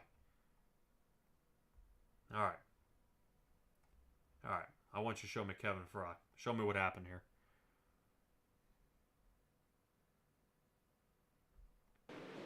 speed. Kevin Fry, does Brian Dickens, oh! Now let's see if any wreck avoidance. Oh, Roger Craig, no! Roger Craig hammers him here, and I think that may be a tow. Oh, alright, get out the wrecker, because it looks like Kevin Fry is now down pit road at this point. He's going to be battling for, maybe in the next round here. Bunch of cautions out here on this one. Definitely bringing out our Malcolm Mills mill riding replays based in Oakland, Ontario, Canada. Malcolm Mills Mill Riding is a full-service mill riding contractor featuring custom welding, fabricating, and servicing industrial clients. Look them up at mmmillwriting.com or Malcolm's Mills Mill Riding on Facebook. Right now, as long as Jack Clevenger keeps these restarts, he should have a solid finish here tonight. We're not counting any caution laps, so definitely got to be careful here. Losing a little bit of fuel out of the tank, which just is going to make him even faster. And he's showing that off right now as he's got a half-second lead over Devo at this point. There we go. Clean lap here so far here, ladies and gentlemen, as I think we're going to kind of knock it out here a little bit. I think a few guys are starting to bump and bang. As Chad Cote definitely squeezed right in the middle here, as he's going to see if he can come out in front of Brian Dickens. And he does. Leaves Dickens into the behind him. Joseph Grandy seeing if he can find some sort of speed here in that 7th position as he's flying right in between the two of them. Preston Kramer up 6 positions so far, sitting in 8th. But we'll see if Dustin Sargent's got anything to say about it here. A lot of damage to that 77 here. As you see him once again still kind of clipping this wall here. Definitely good driving by everybody here so far. Looks like we kind of cleaned up our act here. Some drivers got definitely some paint of the other drivers here. Roll bars are getting bent. But the battle still ensues here. Dustin Sargent seeing if he can get any kind of speed here. Looks like he might be stalling out here just a little bit before he can fight his way back to the front.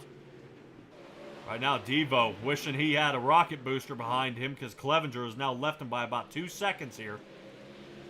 As he's now under fire here by Aiden Young. Aiden Young looking for that 2nd place finish here. But he's got 5 laps to kind of figure it out. Dragging along the front stretch, back shoot for most of these guys. Front stretch is where we're meeting Aiden Young, seeing if he's got anything for him here. As the track is now starting to break down and we're getting very, very slick. You see the cushion is starting to kind of mellow out here. So Aiden Young is going to start riding this top line here and definitely expect to see him try to slide around Devo here. As Devo's trying to still utilize this bottom line here. Battle for 2nd. Starting to heat up. Aiden Young in the 69. Here we go. Come on. Does he have anything here for Devo? Oh, he's got him at this point. Right now, if he's got the turn exit, he might just have him. Side by side, these guys go 22 laps out of the 25. Running up on some lap traffic here. Good job by most of these guys to try to stay out of the way. Don't want to stop in the track as Aiden Young has now completed the pass here. Let's see how Zach Chapman's doing back here with Joseph Grandy. Joseph Grandy trying to see if he can slide around here as we took a look up toward the front. Looks like Dustin Sargent has battled up 8 positions and now has a top 5 finish here as we get around the track. So far in this league here, guys, right now, Class B, Cote, Aiden Young, and Devo, 1, 2, and 3. At this point, Cote in the 4th position. Donovan Ross sitting 3rd, and Aiden Young sitting in 2nd. But I don't think anybody was going to catch Jack Clevenger, as Clevenger comes away with just an absolute domination here at Cedar Lake. That 77 machine was fast. Definitely fast out there. I know some of these guys definitely wanted to give it another shot, try to see if they had anything for him. But, man, just absolutely put on a clinic here on this racetrack. Great job by all these drivers out here so far. And you can see that Jack Clevenger won by 2.8 seconds. That's a lot, you know, especially when we're only running about 12, just under 13-second laps, and you're leading by 3. Definitely good drive by all our drivers out here. Let's see if we can catch up with some of them here. See if old Devo's ready for us. Kind of catch these guys, get them rotated up and ready. Jack Clevenger made it happen as well. Both these guys on the sim racing concepts. That is going to move us to our race finishers here tonight.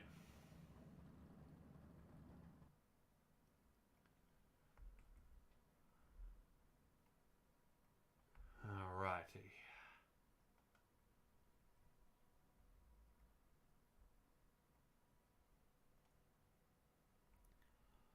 Let's see if we can bring up Devo here. All right, now Donovan Ross. Let's see if we can get him here. Donovan Ross, you got a copy on me here, bud? Go ahead, sir. All right, Devo, man, third in place and points here tonight, but third overall for the finish. How's Cedar Lake holding up for you out there? Man, I can't stand that place. I wish we'd get off some of these short.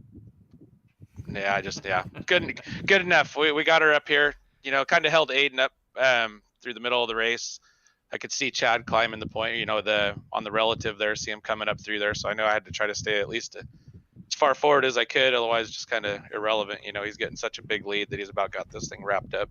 Yeah, man. Well, the mountains are definitely starting to build up there on the outside of these turns. I think that cushion just wore away a lot faster than some of these guys would have hoped. Was it the same for you? Yeah, I wasn't any good on that stuff. I was hoping the middle would come back in, and yeah, Jack Clevenger, he classed the field there. He put it on us. So, like I said, roll in the trailer and get on out of here. All right. Well, I do see you have competed in the Renegades. Will I see you there? Yeah, I would probably go in there and see if I can get frustrated.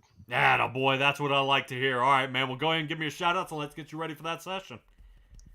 Yep. Thank Radine. You guys doing the broadcast, Roger for the league.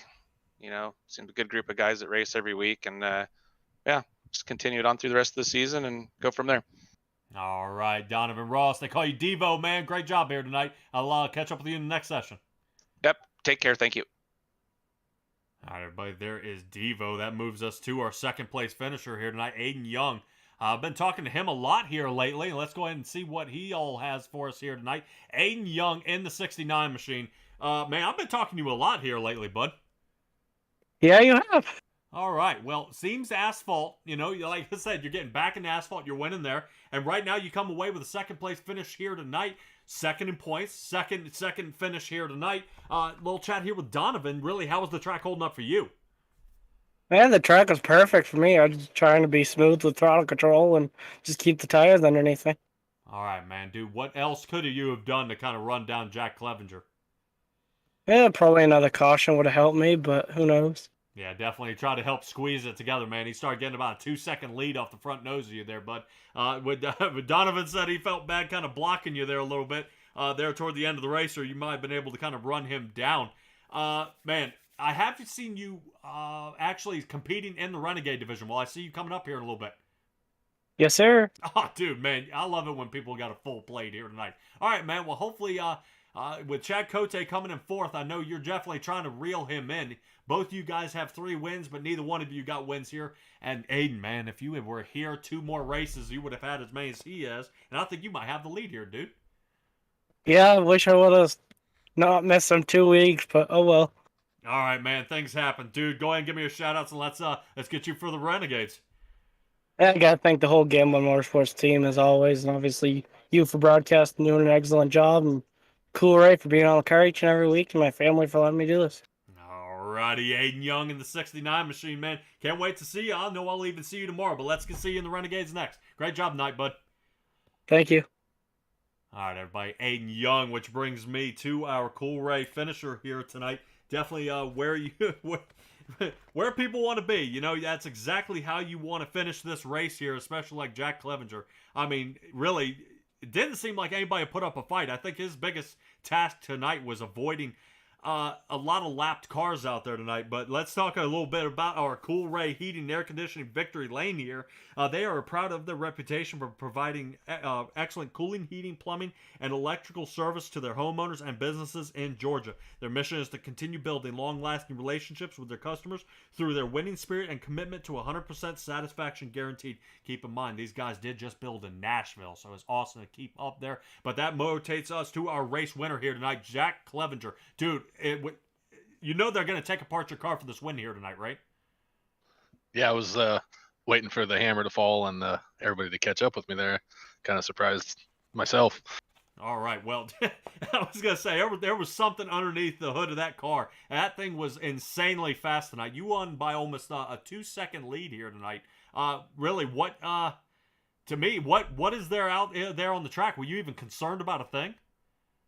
Well, on the initial start there, Andy kind of dropped back, and I ended up getting the black flag for passing the leader, and I kind of explained my situation, and they took care of that for me, so I appreciate that. And then, the curb gets a little hairy coming out of 2, and then you got to cheat it getting into 3, so you can get a good exit off. But now the car was good, and kind of worried about lap traffic there, but it seemed to work out. All right, man. Sitting 5th in the points. This is going to go ahead and get your second win here on the year. It should definitely tighten up the race between you and Kevin Fry. I don't believe Kevin Fry was actually able to do too well with a late wreck, placing him into the 20th position. So this will definitely help you reel him in to get farther into the top 5 here, man. Will we see you into the Renegade division? Yeah, I'll be up there to see if learn a little bit more from those guys. Boy, I see you sitting 22nd position. I definitely know. To me, man, I'd be happy just to be on the points run. I'd definitely be in the backpack of every single one of these, man. But dude, that thing was insanely fast tonight, and I can't wait to see what you got coming up for us next. So go ahead and give me your shout outs, and let's get you ready for that one. I'd just like to thank Radine and Devo and you for the broadcast, Roger and the guys for the league to race in, and yeah.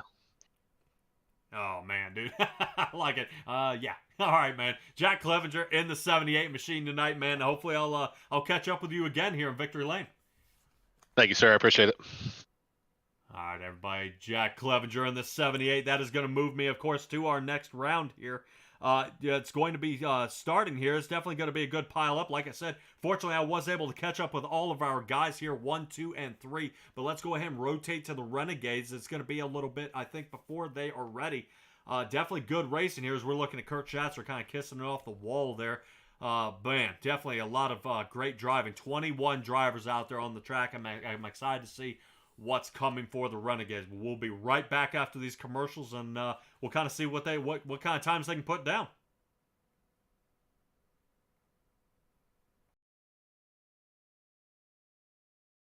Hi, my name is Livia Olson. I am an industrial engineering senior and club volleyball member here at Penn State. And I'm Alex Ryan, a computer science senior and another club volleyball member. And we're excited to announce that we're planning to dance in Thon 2023. Thon is a 46-hour, no-sitting, no-sleeping dance marathon aimed towards raising funds to support those affected by childhood cancer. It is the largest student-run philanthropy in the entire world. We'll be dancing in honor of one of our best friends, Jesse King. Jesse is also a part of club volleyball, but a lot of us would consider him family. Immediately, freshman year, Alex and I clicked with Jesse and all the other new members of club volleyball. We went to the dining hall together for a lot of our meals, spent weekends together, and ended up going on vacations together. It really does feel like family to us. Going into junior year, Jesse was supposed to live with myself and a few of our other friends, but he was diagnosed with non-Hodgkin's lymphoma in March of 2021. He's been through chemotherapy, it's been a year since he's finished radiation, and we can officially say that he has no active cancer. Currently, he's undergoing physical and cognitive therapies. Thanks to Thon and Four Diamonds, the King family and many other families have yet to see a bill related to medical expenses, hotels, parking, gas fees, and all other related travel expenses. It just goes to show that every dollar raised truly does go a distance. It allows families to focus on the recovery of their child as opposed to financial stress.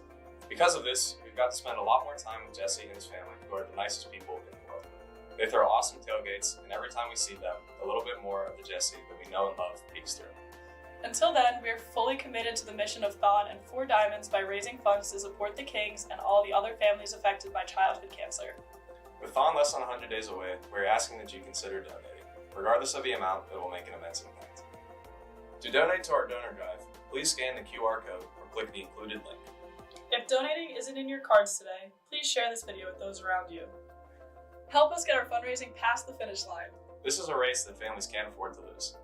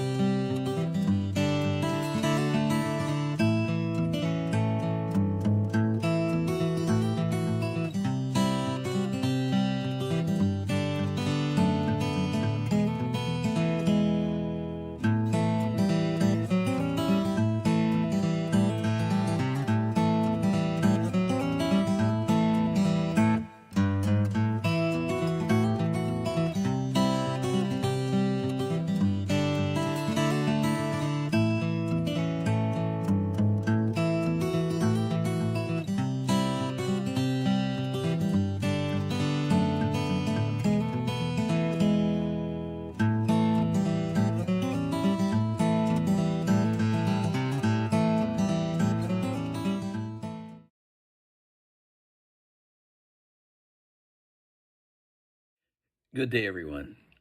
Today I wanted to talk about Movember. So Movember was started in 2003 in Australia and has become worldwide. For those unfamiliar, Movember is all about awareness of health issues for men. So a lot of men grow mustaches in Movember. That's where the name came from. And just so you know, I plan on celebrating Movember by having my prostate hocked out. So first of all, the prognosis is good because of early detection. So, and as a result of that, I have decided to declare myself the Coast to Coast Racing League Movember poster child for 2022. On a more serious note here, you know, the average age of our league is 41. So if you're on the top side of that, you need to get tested regularly. I'm talking PSA tests, the rubber glove, 2 seconds of discomfort for maybe a lifetime of living. Also, colonoscopies, every 5 or 10 years or whatever your doctor recommends, but you need to get those done. So just reminding everybody, it's something men aren't comfortable talking about or doing. Everybody thinks they're a tough guy. Let's go out and get tested for the sake of yourself, but more importantly, for the sake of your family. And, as they say, the life you save may be your own. So we're all in this together, guys. Reach out. You can reach out to me, or more importantly, reach out to your doctor. And in closing, I just want to, I want to know if Marty Sakala is going to grow a mustache for Movember.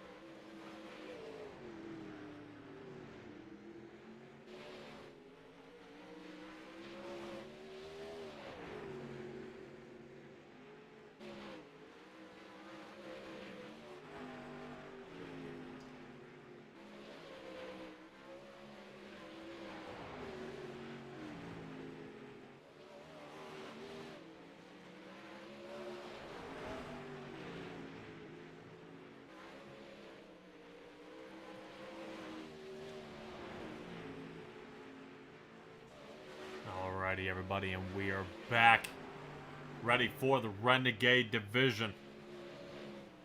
It's going to be a good one here tonight. Should be brought to you by the Dylan Westbrook racing team here tonight. I want to talk to you a little bit about the All About Tie-Dye standings here tonight. Brennan Lacey right now leading the charge on the points running here tonight. 45 points behind him. John Hine came second, Tyler Wilson third, Kyle Moonen fourth, and Brandon Dittmer fighting for that fifth position. Right now, Jeffrey Kemper, we're kind of reeling him in there, sitting in sixth. Definitely a good battle that we're going to see there. Once again, we still are in Cedar Lake right now. We're taking a look at Terry Landis. Kind of flying through here. A couple of guys crashing here so far.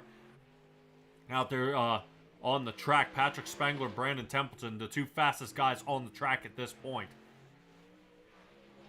Both of them with an 11.3. Definitely different than what we've been seeing most of the night. Like I said, all these cars out here are the same. They're all the 360s. But now we're starting to deal with different kinds of setups. And these guys definitely changing them up something fierce here. So the fastest guys out here on the track are going to be pulling about 30-second laps here for the Monday Night Madness. Let's take a look on our race info, what we've got going on here tonight. 30 laps, like I said, going to be getting done. Temperatures cooled down, warmed up about a degree or so on the track. About 70 degrees, 80 degrees in the air temp, so this is actually kind of heated up a little bit, so definitely good for these guys. Brought to you by the Tim Chapman Racing front driver of the pre-race show.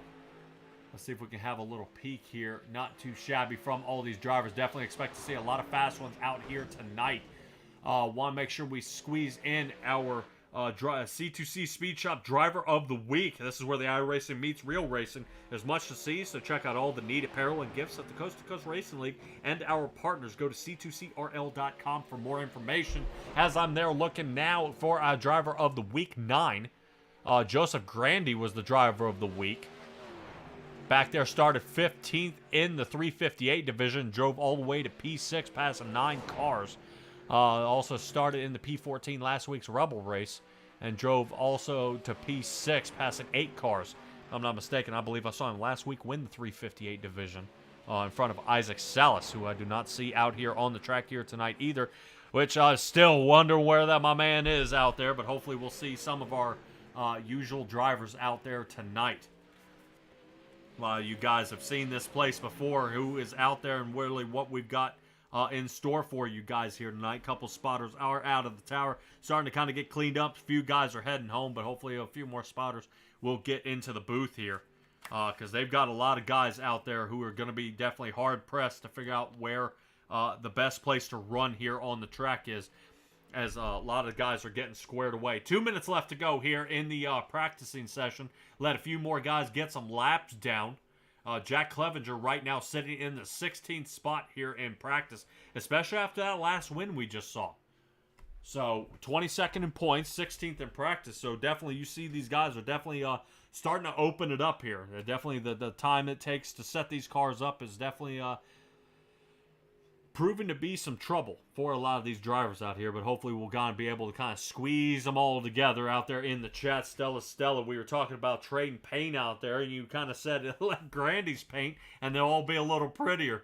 Well, we'll see if I do not believe Joseph Grandy is out here in the Renegades session here tonight. Who I kind of want to see, actually, is Kyle Moonen. Hopefully we'll see Kyle Moonen get out here and play some faster times. I know he's been actually putting great racing out there so far during the Asphalt Series. But it looks like, yeah, if I'm not mistaken, that should be Barney in the booth right now, waving the flag, kind of saying that is enough. Let's go ahead and get to our qualifying session here, where these guys are going to place down some solid times. Hopefully we'll see what these guys have to allow here. Qualifying session is up. Let's take a peek actually at John Hine, one of our guys second in points here so far. Let's see what he's got for us here tonight.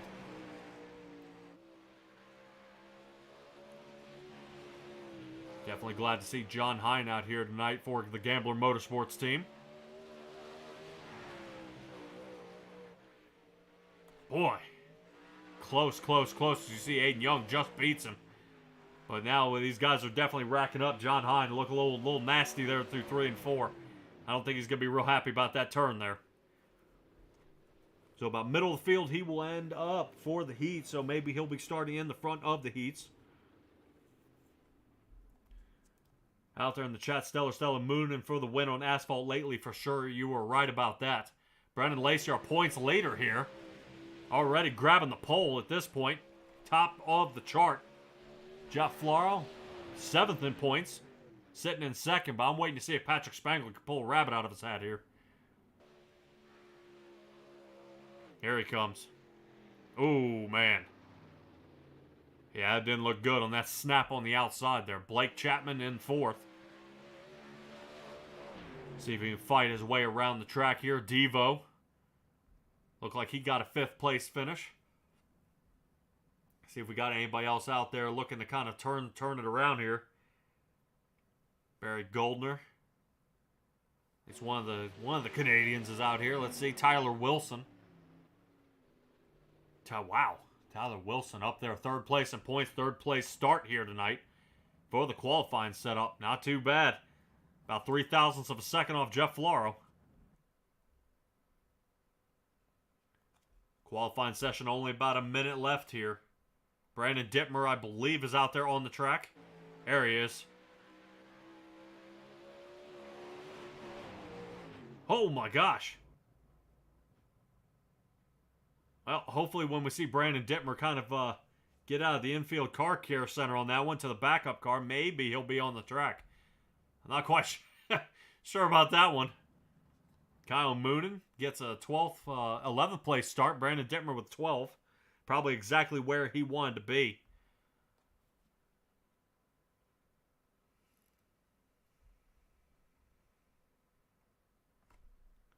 See if we can kind of take a peek at any more drivers out there on the track.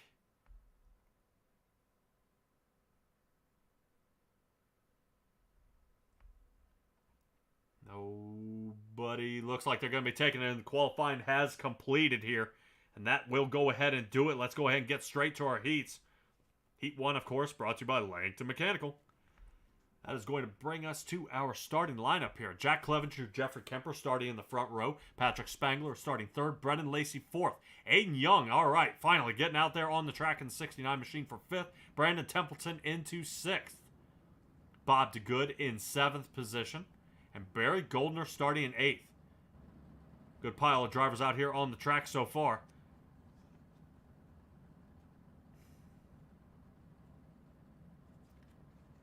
As we get through most of this race here, we're going to try to take a little ride-alongs with some of these guys. As the pace truck gets ready to go for Heat 1 here.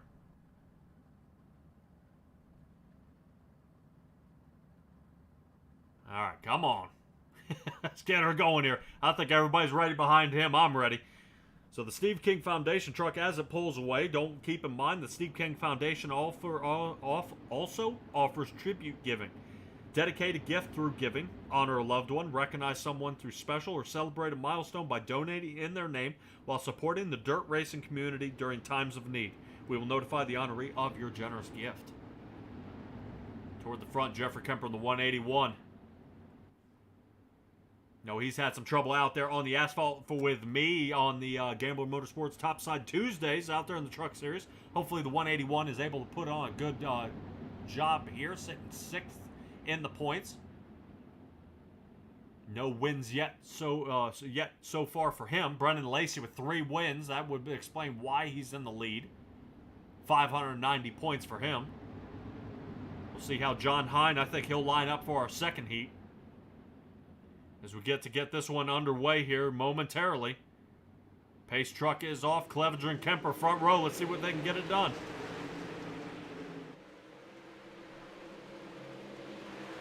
Boy, watch Brendan Lacey try to floss this one here on the inside of Jeffrey Kemper in the 181. Jack Clevenger doing exactly what he did last round, sliding away. But Patrick Spangler keeping him close.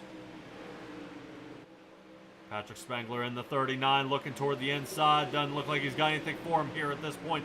Let's rotate back here to Kemper, who's still under fire. Aiden Young trying to slide underneath of him. But they kind of dial it down here a little bit and kind of let's try to get a few laps underway to get this one squared up. You see they've scuffed up the track once again, so that cushion's nice and back. That way these guys have a little something to grab a hold of. As you can see Brandon Templeton up toward the top, using a little part of it. Drivers getting separated here, about single file. Patrick Spangler seeing if he can find a little more speed out of the 360 here. Definitely will be the champion of the 410 division, as he's won all but one race so far. Oof. Gets in the tires there. On the bottom end. Last lap coming up this time around. Rotate back here to Brandon Templeton, who's got over Aiden Young. Puts it into the side of actually Jeffrey Kemper. Kemper is now going to be knocked out here of this heat. Onto the B main he will go. Jack Clevenger watching this white flag in front of him here. Takes the checker. Clevenger, Spangler, Brendan Lacey, Brandon Templeton in fourth. At that cutoff spot. Puts Aiden Young, Barry Goldner, Bob DeGood, and Jeffrey Kemper in eighth. Rotates us to our second heat, guys. Definitely a good racing here so far. Don't know about that little nudge. I'm thinking Kemper may have some words for him on that one. As Kyle Moonen lines up in the front row here of Greg Boydell. Blake Chapman starting in third. Jeff Floro fourth. Preston Cranmer starting in the fifth position. Jeff Barker in sixth. Terry Landis in seventh, excuse me. And Ross in the 0-1-0. Haven't seen Ross out here before, but I am also new to this league. He's actually sitting in the 16th position. Hate to butcher his last name. I got to definitely catch up with him. Heat 2 brought to you by Magnum Race Designs. Like I said, I think some of these guys out here running that Magnum Race Design wrap out there. Definitely know I want to look into him for some of those t-shirt designs. A little Simtrax t-shirt design out there. They may do a little something for C2C. But they also make those logos and flyers. Definitely something awesome. I'd like to see what they've got for them out there, especially with the competitive pricing that they have. So, the only way I know how to find them is actually you can find them directly through Facebook. So go ahead and message them, see what they've got for you. Kyle Moonen starting in the front with Greg Boydell. Let's see what we got here for Heat 2 here, ladies and gentlemen, as we get this one underway. Ready? Green flag. There we go. Kyle Moonen, man, great job here on the inside line. Exactly where he wanted to be. Gets that breakaway he was looking for. Jeff Floro here on the outside, trying to see if he can battle here with Blake Chapman, who seems to be rolling back here just a little bit. Great racing here so far. Definitely kind of a turn up from what you've seen in the last run here, as we see Jeff Floro get into the wall here at Cedar Lake. Not as much breakdown on the track as we saw last week, but it's definitely a good one here. 30 laps in the feature, but we got a bunch more heats to go as we get through all these drivers. Jeff Floro hanging in fourth. Blake Chapman in third. Greg Boydell in second. And it looks like Kyle Moonen's driving away with this one. Definitely good job out of him so far. Kyle Moonen with 2 wins so far in this league. Or in the here in the Class A of these guys. There you go. Once again. Come on, Stella. You got to tell me we got the Renegades up here. All right. Let's get it going here. Back to Blake Chapman, who's battling here with Greg Boydell. Slide job. Does he complete it? Oh, man. Greg Boydell slides toward the bottom. See if he can return the favor, and he does it. Outside line gets it. Blake Chapman secures second place. That's going to work out well for him as the white flag is out. Kyle Moonen, as long as he keeps his clean, he's got this heat win. Battling around we go. Ross here in that cutoff position in fourth, putting Jeff Floro in the cutoff at fifth, and that's going to do it. Terry Landis sixth, Jeff Barker and Preston Cranmer. These two guys Bennett here. See if it'll let me see it. Oh, man. Don't think it's going to do it.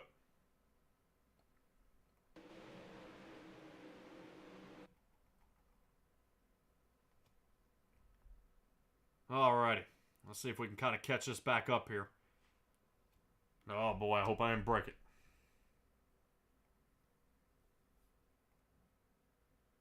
All right, there we go. Got a wedge. It was trying to delete it on me. I was trying to show it to you guys. All right, let's go ahead and get started for our next round here. That's going to bring us Brandon Dittmer and Andy Patton in the front row. Donovan Ross starting third. Tyler Wilson in fourth. John Hine, I don't know why they call him the professor, but I got to know, starting fifth. Jack Hitton sixth. Jesse Atkinson into the seventh position. John Short, I do not see him gritting at this point. I think John Short did not make it here. Definitely keep an eye out on that. John Short actually has a Heat EOL, do not qualify. So he should not be out here. Some of these guys qualifying anyway. But we'll go ahead and tell. Regardless, let's go ahead and get right back to it. Guys are getting wrapped around here for Heat 3. Guys running super fast. Had a little bit of a technical issue, but that's okay. Heat 3, of course, brought to you by the Salty Dogs Racing Team here. Keep in mind, I believe, if I'm not mistaken, Salty Dog Racing Team, these guys battled it out last round here. As I believe Roger Craig actually comes away with a silver dog bone in the last round. 5 dogs were out there, and he placed higher than all of them. So he'll be coming away with that.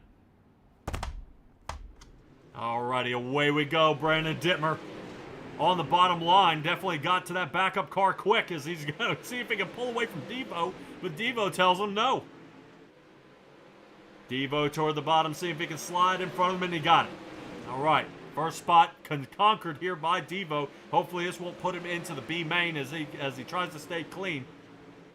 Definitely he said he hates this track, and we'll see as it seems to be treating him pretty well here tonight. Rotating toward the back, it looks like, oh boy. Got a car around here. Looks like Tyler Wilson is around. Let's go rotate up here to John Hine. Let's see. John Hine, professor of internal law. Oh, okay. I get it now. All right. John Hine. All right. Must be our lawyer out there on the track. I don't know if he'll be able to talk his way out of this one, as right now he is sitting here in fourth. He's going to see if he can stay above cutoff spot. Jesse Atkinson trying his best to keep up.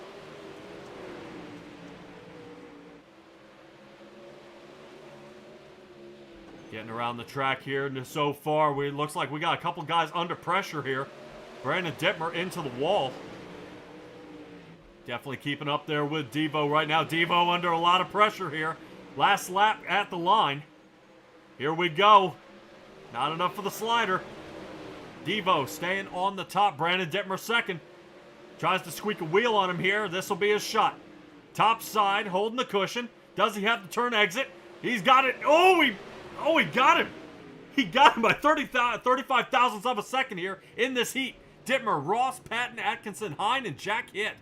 1 through 6. Wow, what an amazing turn there. Grabbing a hold of that one. Awesome job. All right, everybody here now fighting to get into that last position here in the B main. Brought to you by the Gambler Motorsports team. That'll bring us to Aiden Young starting in the front row here with Jeff Floro. John Hine, unfortunately, we just saw him run, so he better kind of dust off that mask, get another peel off here, and get ready to go again. Barry Goldner starting fourth. Terry Landis in fifth. Jack Hitt and Bob DeGood 6 and 7, with Jeff Barker starting in eighth. Tyler Wilson in 9th, Jeffrey Kemper in 10th, Preston Cranmer in 11th, and we'll see if John Short, I don't know, he had a heat wheel, but I don't know if he can start here in the B main. Hopefully we'll see John Short out onto the track. That being part of the Kreitz Sim Racing kart team. Boy, this is going to be a good stack up of all our drivers here on the front. I think we're still waiting for Jeff Floro to get suited up here. Kind of holding on the number 200.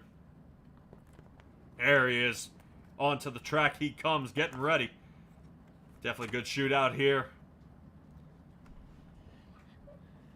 John Hine, one of the biggest guys in that Gambler Motorsports team. Aiden Young will be joining him. So right now, both these guys for the Gambler Motorsports team are going to be battling to see if they can keep their nose clean on this one.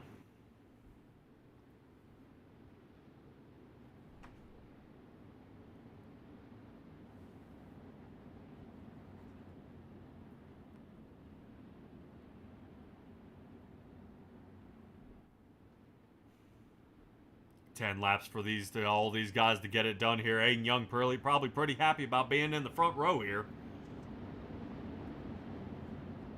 Seeing they might be able to get a jump here on Jeff Floro in the 200. But Flaro's going to be a tough one to beat here. As Jeff Floro sitting in that 7th position, Aiden Young kind of sitting way back in the 23rd. And John Hines sitting 2nd in points. So a lot of things at stake here at this point for these guys to get into the feature here tonight. Ready? Here we go. All right, Barney with the green flag out, and away we go. Aiden Young with the slider on himself here. Oh, man. Clutches into the wall. That allows John Hine to slide into 2nd. See if they can use this top line. Hopefully they'll scuff it up a little bit just for the warm-up. Because, man, as much as they're kind of riding this cushion here toward the top, the feature there is going to be nothing left. Jeff Floro howled in 3rd. Gambler Motorsports Team 1 and 2. Looks like Barry Goldner got bumped out of the way here. Back 7 positions from this start. Definitely not where he wanted to end up. Terry Landis sitting in 4th. Jeff Floro now moved back to 4th as Terry Landis has gotten a hold of it, holding that bottom line. Definitely seems to be a safer place to be down toward the bottom. As it looks like Aiden Young might just go ahead and walk away with this one. That's going to be a nice, comfortable lead for him at this point. Seeing he's leading over a 2nd by his teammate, John Hine. Jack Hitt rolling back here, one of the lead admins here. Doing a great job out here for his race control as well. But it looks like we got a car into the wall. Jeff Floro kind of bit it into the wall. Jeff Floro now way outside the cutoff spot, sitting in 10th. He's going to have a hard way to battle as he gets his way back to the front. But Tyler Wilson, our 3rd place guy right now, hanging out in 5th. See if he can push his way any farther, if there's any more speed out of that car. But Terry Landis down on the bottom now has 2nd place. John Hine trying to figure out where the hell all his speed went as he's battling on the outside. The cushion seems to be holding up just a little bit, and he might have to give up on his Terry Landis. Really kind of working this inside line, seems to have enough groove to slide his way around. John Hine regains it here, as apparently he didn't get off that loud pedal. Back around we go. Jack Hitt seeing if he can squeak in here for that 3rd position. 2 laps to go. Final lap out. Here we go. Aiden Young with a comfortable 2 1/4 second lead here. Jack Hitt having to check up to keep from turning Terry Landis. Good job there by Jack Hitt, kind of racing nice and fair as he reaches the cutoff spot. Aiden Young, John Hine, Terry Landis, and Jack Hitt 1, 2, 3, and 4. Tyler Wilson to bring up 5th, Barry Goldner in 6th, Cranmer in 7th, and Jeff Barker into 8th. That brings Kemper, Floro, and DeGood in the final spots here, guys. Definitely a lot of different racing than especially what we saw there in the other divisions. Wow. These guys are super fast out here tonight, and I'm really excited to see what they've got coming up for the feature here tonight. But that is going to bring us to our 3-minute warm-up here. Of course, to me, the way I look at a 3-minute warm-up is it kind of leaves these guys a little bit of time to kind of calm down. You know, definitely, all right, we know how these guys race. We know what it feels like out there. And then kind of bumping and banging, all right, you know, it got to, to me, now would be get a drink, get rehydrated, get your mind under control, because this is where it matters. The feature's up next. We got 30 laps to go of the fastest guys in the Coast to Coast Racing League, and this is what we're getting ready to see. A lot of battling here toward the front. Out there in the chat, guys, tell me who you think might take this one away. Kyle Moonan's looking super fast. Jack Clevenger was looking fast. You know, I would like to see Kevin Fry. I would like to see him kind of turn this around, but I just don't know if there's enough out here for him to get some traction. Kevin Fry sitting right now with no wins so far in the 15th position. Brendan Lacey and Kyle Moonen combined have five wins. Brendan Lacey with 3 and Moonen with 2. Lacey leading the charge here in the points. I know some of the fan favorite out there of John Hine, but man, just seemed to kind of what happened. Hopefully we're going to kind of get some of this stuff squared away. I don't think I got a little bit of a kind of an update. There he is. There's John Short. I think he had a little bit of a connection issue, so fortunately he'll be able to kind of square his way away in that 51. Oof, into the wall he goes.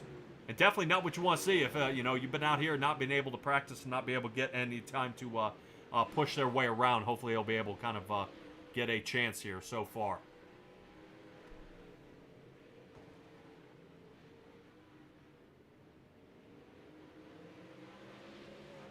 See if anything is out there. Like I said, I don't know if actually I don't know if Kevin Fry is actually going to be out here driving here tonight.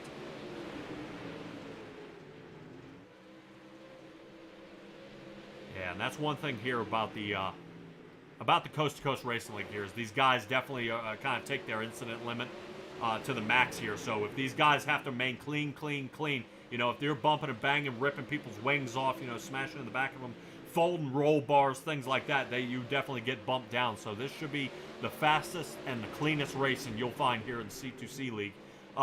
If you think you've got the stuff here, guys, go to c2crl.com and kind of apply. You know what I mean? I don't think there's really a no out there. I know it's a little bit of a league fee. That way you can get broadcasted out here. Make sure you get with the right team. Get lined up for that C2C racing school that comes free of charge. Things like that. But, you know, like I said, with over 16 divisions broadcast at least 12 of them 7 days a week, I don't see how you can really go wrong, especially if you're a dirt track racer. So let's go ahead and get this one done. Flatline Racing Bodies warm-up has been completed here, guys. So let's go ahead and rotate to our starting grid, brought to you by the Super Dirt Car Series. All right, Jack Clevenger starting in the front row here with Kyle Moonen in second, Brandon Dittmer third, Patrick Spangler fourth. Black Chapman and Donovan Ross starting in the third row. Brennan Lacey into the seventh. Let's go ahead and see if we can take a peek at any of these drivers. There they are. They're getting on the track now. Brendan Lacey 7th, Greg Boydell in 8th. Andy Patton 9th with Brandon Templeton into the 10th position. Let me see if I can go ahead and get this right if I'm not Ross Corey. Oh my gosh. Corenta. I think that's how Corenta is how you say that last name. Ross Corenta there in the 11th with Jesse Atkinson there in the 12th position. Let's rotate to the back half of the field here, guys. That'll be Aiden Young in 13th, John Hine 14th. Terry Landis starting 15th with Jack Hitt starting in the outside of the 18th row in 16th. Tyler Wilson 17th, Barry Goldner 18th. Preston Cranmer starting way in the back of the field, starting 19th. Jeff Barker in the 20th. Jeffrey Kemper 21st. Guys, man, he's definitely not happy about starting here toward the back. Jeff Floro starting in the 22nd. Bob DeGood 23rd. And John Short. I think he finally got that connection issue squared away. There he is. All right, looks like everything is going to be all right for him, and he'll be starting in the final position here tonight, getting this one underway. Man, I'm excited to see how many guys are out there on the track getting ready for this one. Kyle Moonen, definitely fast out there. I still don't see out there in the chat. Guys, give me your call. Right now, to me, you see somebody, John Hine, back there in the 13th position. Definitely a hard start for him here, as he's going to have a long way to go to fight his way toward the front. As Brennan Lacey, our points leaders, actually starting in the 7th position. So a lot of battles here toward the front. Let's go ahead and get her underway. We see our racers on the track. Stay with our gap time. Final green flag, if I'm not mistaken, here in the air. Away we go. Devo takes it 4 wide as he slides his way back toward the front. Great battles out of all different parts of the track here tonight. 83 of Brandon Dittmer down toward the bottom, and we're already starting to use the cushion. Toward the top we go for Jack Clevenger. See if he can go back-to-back wins here, but he's got under fire once again by seeing if Devo has anything for him or Kyle Moonen. Kyle Moonen was one of the faster guys here on the track here at Cedar Lake, and is getting it done as he slides into the 2nd position. But Devo's got a little something to say about it as he moves his way toward the bottom. Moving back just a little bit with Brendan Lacey, seeing if he's got anything. You see him clip the wall. Man, he's not going to be happy about me sliding right there to him as Greg Boydell is into the wall here. Brendan Lacey down on the bottom, trying to find some area. Not enough room to get it done. Looks like Jack Hitt may have gotten collected in a little bit of a bang up there with Brandon Templeton. Good moves by all these drivers here so far. Looks like everything's kind of squeezing up here a little bit. Moving up to Patrick Spangler. Right now starting 4th, still in 4th. Good job by him, but man, want to talk about Jeff Floro here. Jeff Floro up 11 positions into 11th. So good move so far. He's sliding around here. Definitely one of the faster guys here on the track. But due to some heat issues, he's kind of been sent toward the back as we see Jeff Floro battling on the outside, John Hine, but he puts Hine in his rearview mirror and around he goes. Now John Hine under fire by Jesse Atkinson here in the 127 car. Looks like, John Hine bows down toward the bottom as we're still getting around here. Let's see how many laps we got left here.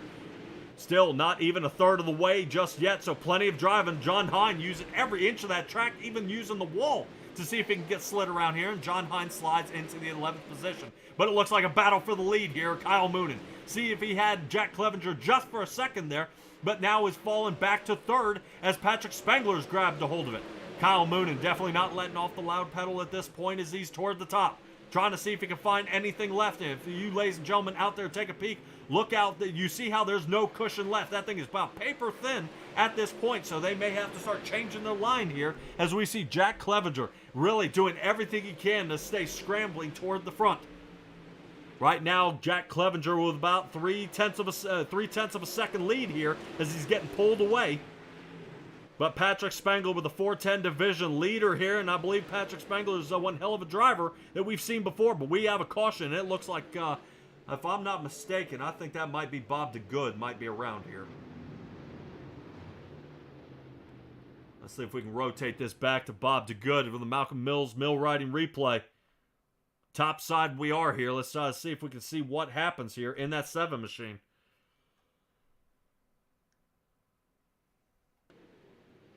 Ooh. It looked like Jeffrey Kemper got loose before. Just ended up tangling up some other drivers. It says also Aiden Young had a problem back here on lap 1.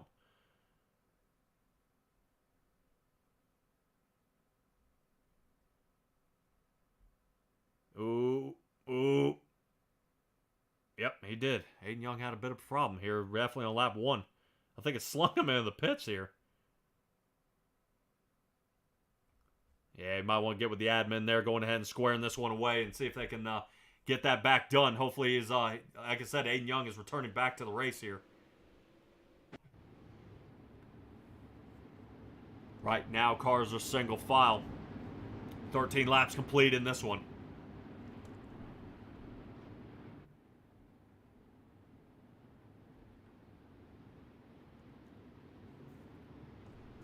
Waiting for the Steve King Foundation truck to get on off the track here. Looks like the pace truck lights are out.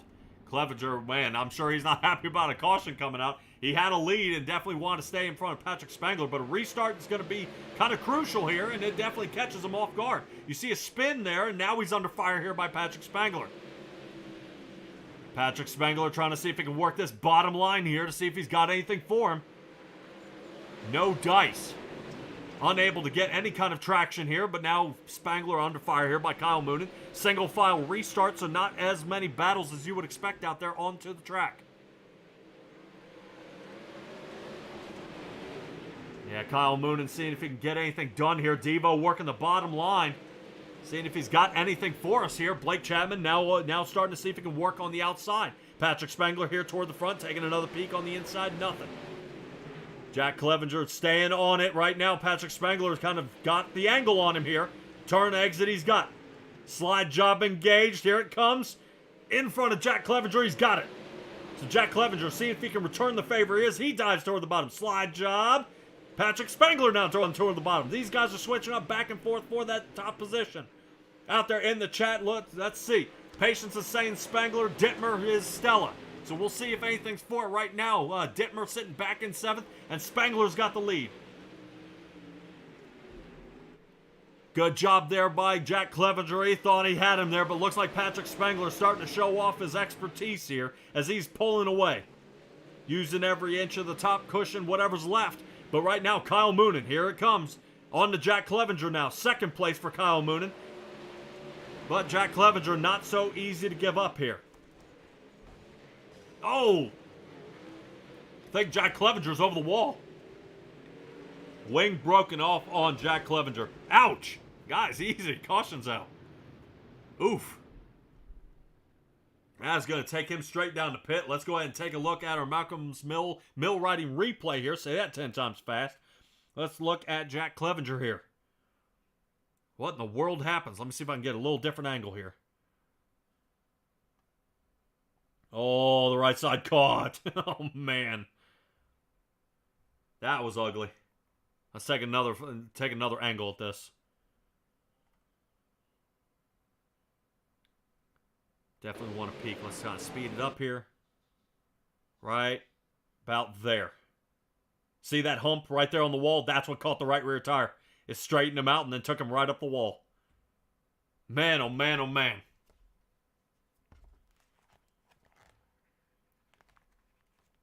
All right, let's go ahead and bring that live. Hopefully, Clevenger is able to return. I see him still broken down in the pit at this point. That is not looking good for him.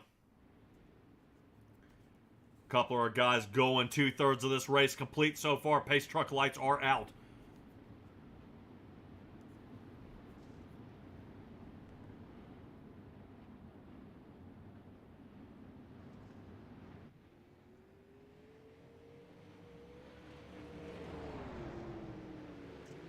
What in the world is Preston Cranmer doing? All right, let's get back to it. Green flag is out. Patrick Spangler leading this one off. Single file restart here, but I think we got another pile up here toward the back. Gotta see what happened.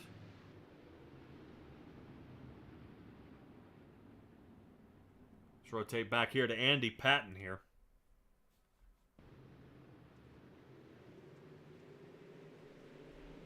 Here's the restart behind Jeffrey Kemper. Oh, what in the world? Oh, dude, I think that was as bad. That almost looked like a disconnect here.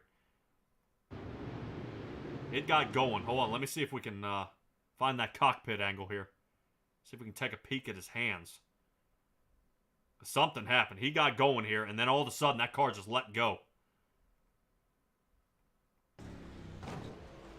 Yeah, it looked like just zero input. Something happened here.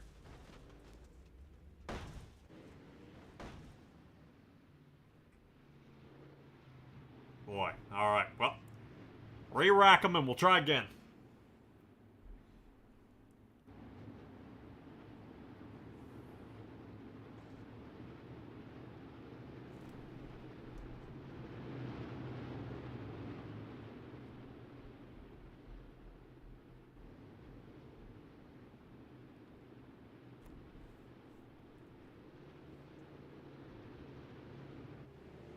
Alright, green flag is out. Patrick Spangler taking off here.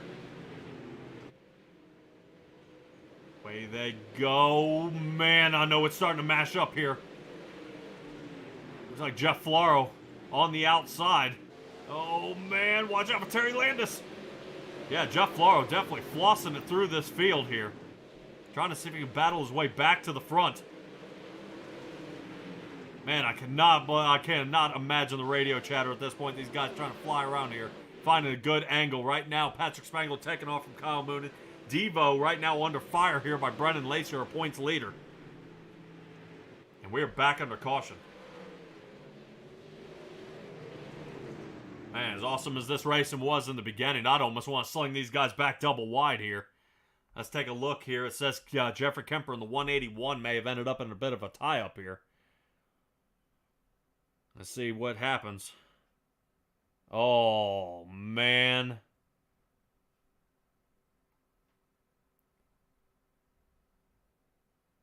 Yeah, it looks like Blake Chapman got caught up. Barry Goldner got caught up. And I think Jeffrey Kemper kind of rolled it up the track to try to get out of the way here. And it caught him in the middle of it.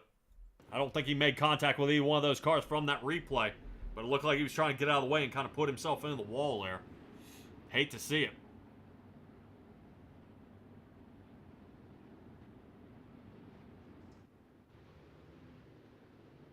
Yeah, oddly enough, actually our second place holder, John Hine, in the 71 car, back here in the 21st position. 7 places down. I'm definitely not sure he's not happy about that. I think a quick tie-up and some banging around out there on the track is causing some trouble.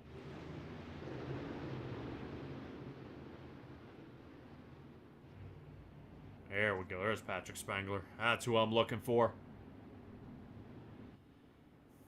Yeah, Kyle Moonen has got to kind of take in mind what this race is doing here. He's got to figure out how to get this jump. As Patrick Spangler takes off again for another restart here. Man, I just don't see how Patrick Spangler's getting so close to that wall. I think some of these other guys are kind of thinking the same thing. As Donovan Ross is now out of the race, smashed to pieces. Obviously, he is already in pit at this point. Definitely a fast one here. Let's go ahead and take a look at it again. Another caution is out. Sure, some incident penalty points are coming from this one. Devo. See what happens. Oh, man, it straightened out. Caught the wall. Totaled him. Oh, man. The only good thing about this one, oh, he's about to go fishing. It gave up. It gave up. It wouldn't put him in the water. It looked like Devo went fishing here. Oh, man. Oh, man. Oh, that was awesome. Let me see if we can take another angle here of Devo in this car. Wow. Let's see if we can get a little different angle.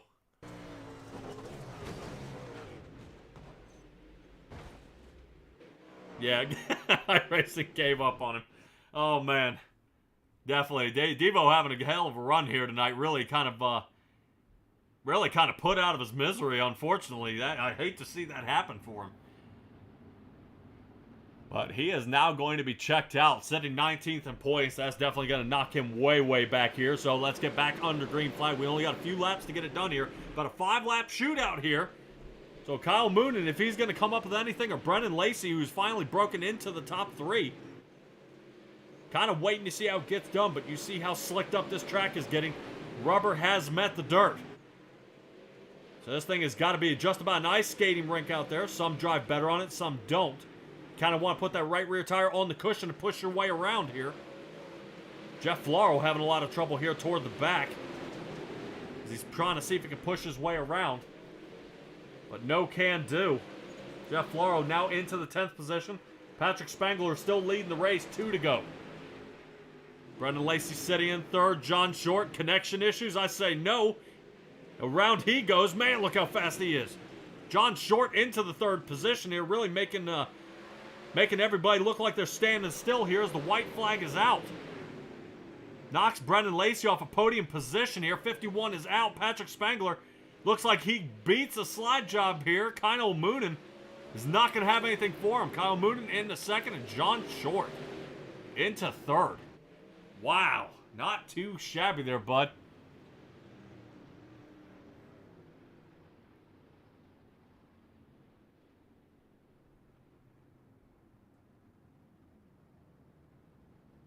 Great racing by all our drivers here tonight.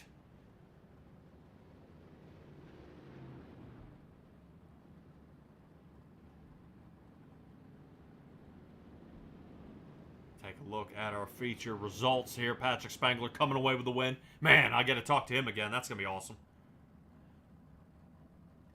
Definitely glad to see him in here again. Man, that was awesome. That was awesome. Great racing by everybody out here tonight.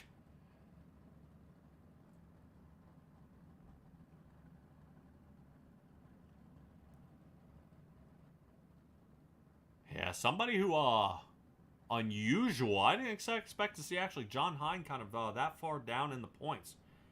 Definitely can't blame him. You know what I mean? There's a lot of tough racing out here. And definitely something to kind of keep in mind. How these guys race. I mean, it's just tough, tough, tough. And there's no real place for these guys to really kind of anywhere to go here. But, man, let's go ahead and kind of wrap it up here. Catch up with our driver finale here of the race as we get this one squared away.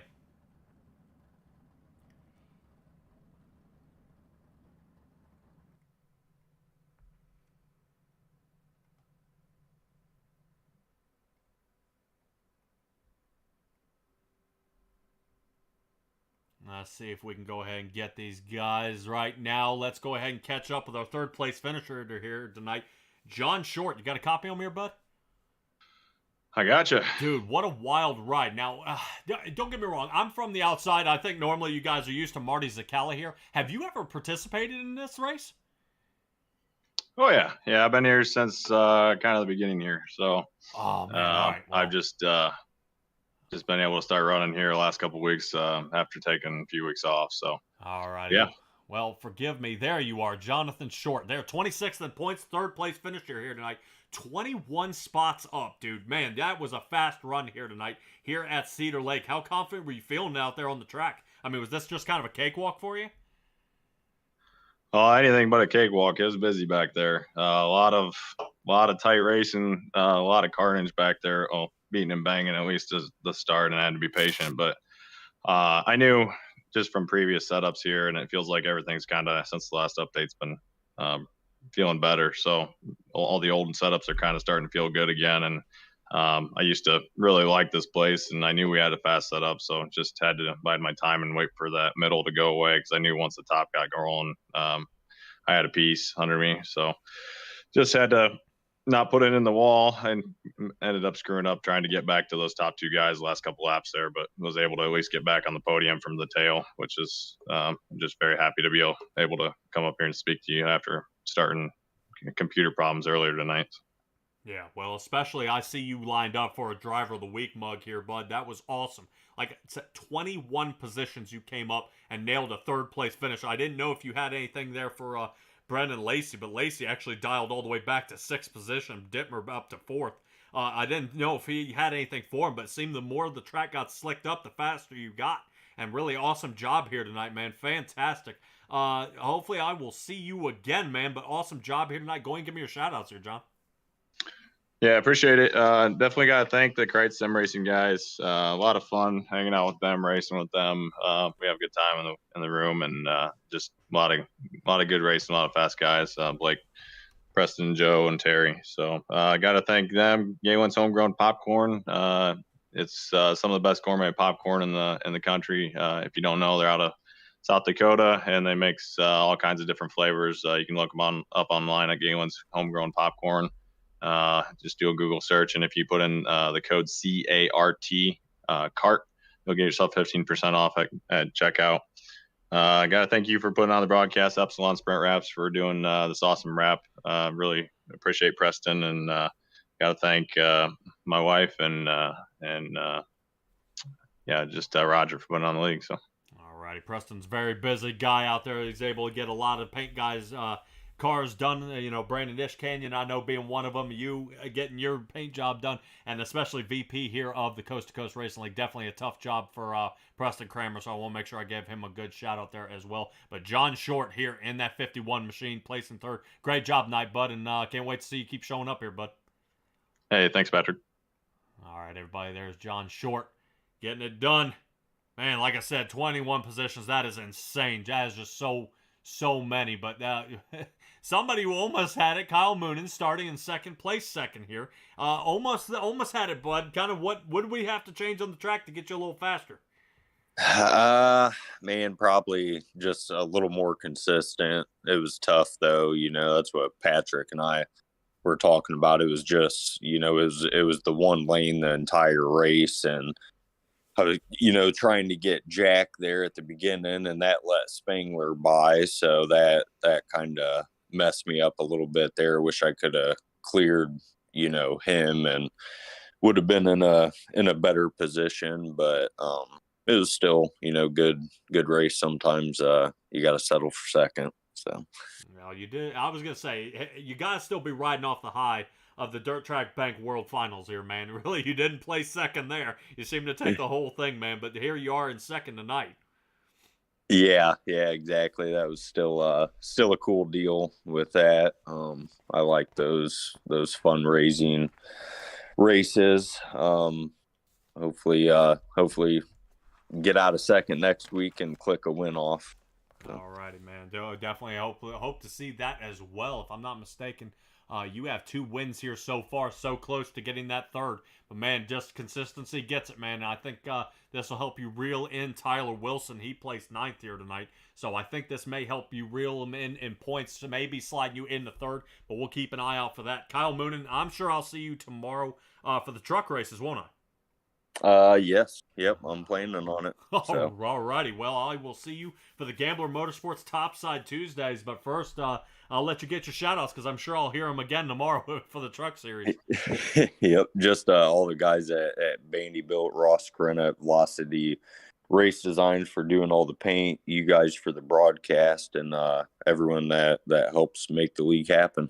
All right, man, dude. Hey, tomorrow we are actually in the wingless 360s. Try to show up and see how you do there. We're gonna get rid of a lot of that downforce and see how the guys slide around. Then the 410s after that. Spangler's been owning both of those leagues, man, and definitely I'd like to see some competition. Really try to put him down. And you seem to be one of the faster guys out there. But Kyle Moonen in the number 24, man. Good job tonight. All right, appreciate it. Thanks. Bye. All righty, there's Kyle Moonen in the second position, which rotates us to once again Patrick Spangler, who is not he's been in winner's circle many, many, many times. And that 39 car, especially whether it be a wingless 360, a midget, a 410, and now I'm watching him here in the 360s on the Monday Night Madness in the Coolray Victory Lane score this one. Another win here, man. Dude, talk to me about the race here tonight. Yeah, the track burned off pretty good in the warm-up there, so he had to make the move at the beginning when he saw that tackiness at the top of 4. And Moonen tried a slider, and he bobbled, so I was able to get around him and then just wait until just put pressure on Clevenger and hopefully made a mistake, and I was able to get a good run out of 2 and then slide him into 3 and 4. And I mean, after that, it's just maintaining the top line there, preferred line, and hopefully Moonen wasn't catching me. But he was right there because I bobbled like 2 laps ago and he pulled in. I thought it was going to be a race there, so it was fun though. All right, man, definitely tough. I know, man, I think if Clevenger hadn't gotten to the wall, you know, he had been racing there in the Raiders, I believe, and definitely a tough run it was for him to get that one. You know, and you were just able to kind of run him down. How much cushion was there toward the top? Because, man, I saw sometimes you were just grabbing every single inch that was left. What a wild ride it was out there tonight. Yeah, it wasn't like was that Port Royal last week where it was super rough. It's actually kind of smooth of this track, but you just have to stay out of the wall, so you can get pretty close. You just got to know your limit there. And the top of turn 4, if the higher you can stay, the more you'll get just a launch as you have the turn. All right, well, I'm not sure, but I know last week you won another win here tonight. Man, you seem to be really on a roll here so far, just ticking them off one by one. This will actually be your 3rd win here in the Renegades League, man. I think a little more consistency showing up for these races. You'd be ahead of Brendan Lacey at this point. Yeah, I just had to try my hand at the Pro Series earlier last month, and that is the same time as this league, so I missed 3 or 4 weeks trying for that. So I think if I would have kept going, I may have had something for Lacey. But I mean, he's just really consistent, and I had a wreck already to finish like 13th one race. So Lacey's just been super consistent. So I'm just trying to get wins now that I'm not in the points battle. All right, man. Well, we're only a couple of weeks here left to go. I'm sure I will see you for the 410s and the wingless 360s at the Gambler Motorsports Topside Tuesdays, man. But go ahead and give me your shout-outs because I'm sure, like I said, I'll with Kyle Moonen in the asphalt, I'm sure I'll hear him tomorrow from you in the dirt. Yeah, thank you for putting on the broadcast. Roger run the league. Training was racing. Dad and Uncle back home watching, and Dude XM Designs for the wrap on the car. All right, Patrick Spangler in the 39 machine. Great job tonight, bud. Thanks. See you tomorrow, hopefully. Oh, yeah. All right, everybody. That is going to do it here for the Coast to Coast Racing League on the Monday Night Madness. Patrick Morrison here with Simtrax Broadcasting, covering from Marty Zakala in the Slide Job Racing Network. Definitely with a name like that, you know he's definitely all about dirt out here on the track. But Cedar Lake has come to an end for you guys. I believe Volusia is what some of these guys are looking at next week, if I'm not mistaken. I am probably wrong on that one. Let me take a look here at it on Monday. I am right. Volusia is where these guys will be for the Rustlers, Raiders, Rebels, and Renegades. That's where they're going to start. If you're looking to catch back up with me and the C2C League, I will be here with you tomorrow. Volusia is where we're going to be for the wingless 360s, the fixed 410s at Williams Grove, and then the NASCAR pickups will be in Charlotte. You'll catch me again on Thursday night for the Xfinity Series on the Flatline Racing Body Thursday Night Thunder. I'll be after Marty Zakala at I-55 for Charlotte for the Xfinity Series as well. So awesome job by all these drivers here tonight, man. Awesome. I'm excited you guys could all tune in for the Monday Night Madness. But guys, don't forget, like, subscribe, tune in, Twitch, whatever you guys do, YouTube. I know a lot of people will YouTube me, but definitely keep me in mind. But that's going to wrap it up here for tonight. And I will see you guys actually tomorrow with Coast to Coast. But that'll signing off here. Patrick Morrison signing off. Be well, be safe, be kind, and I'll catch you guys next time.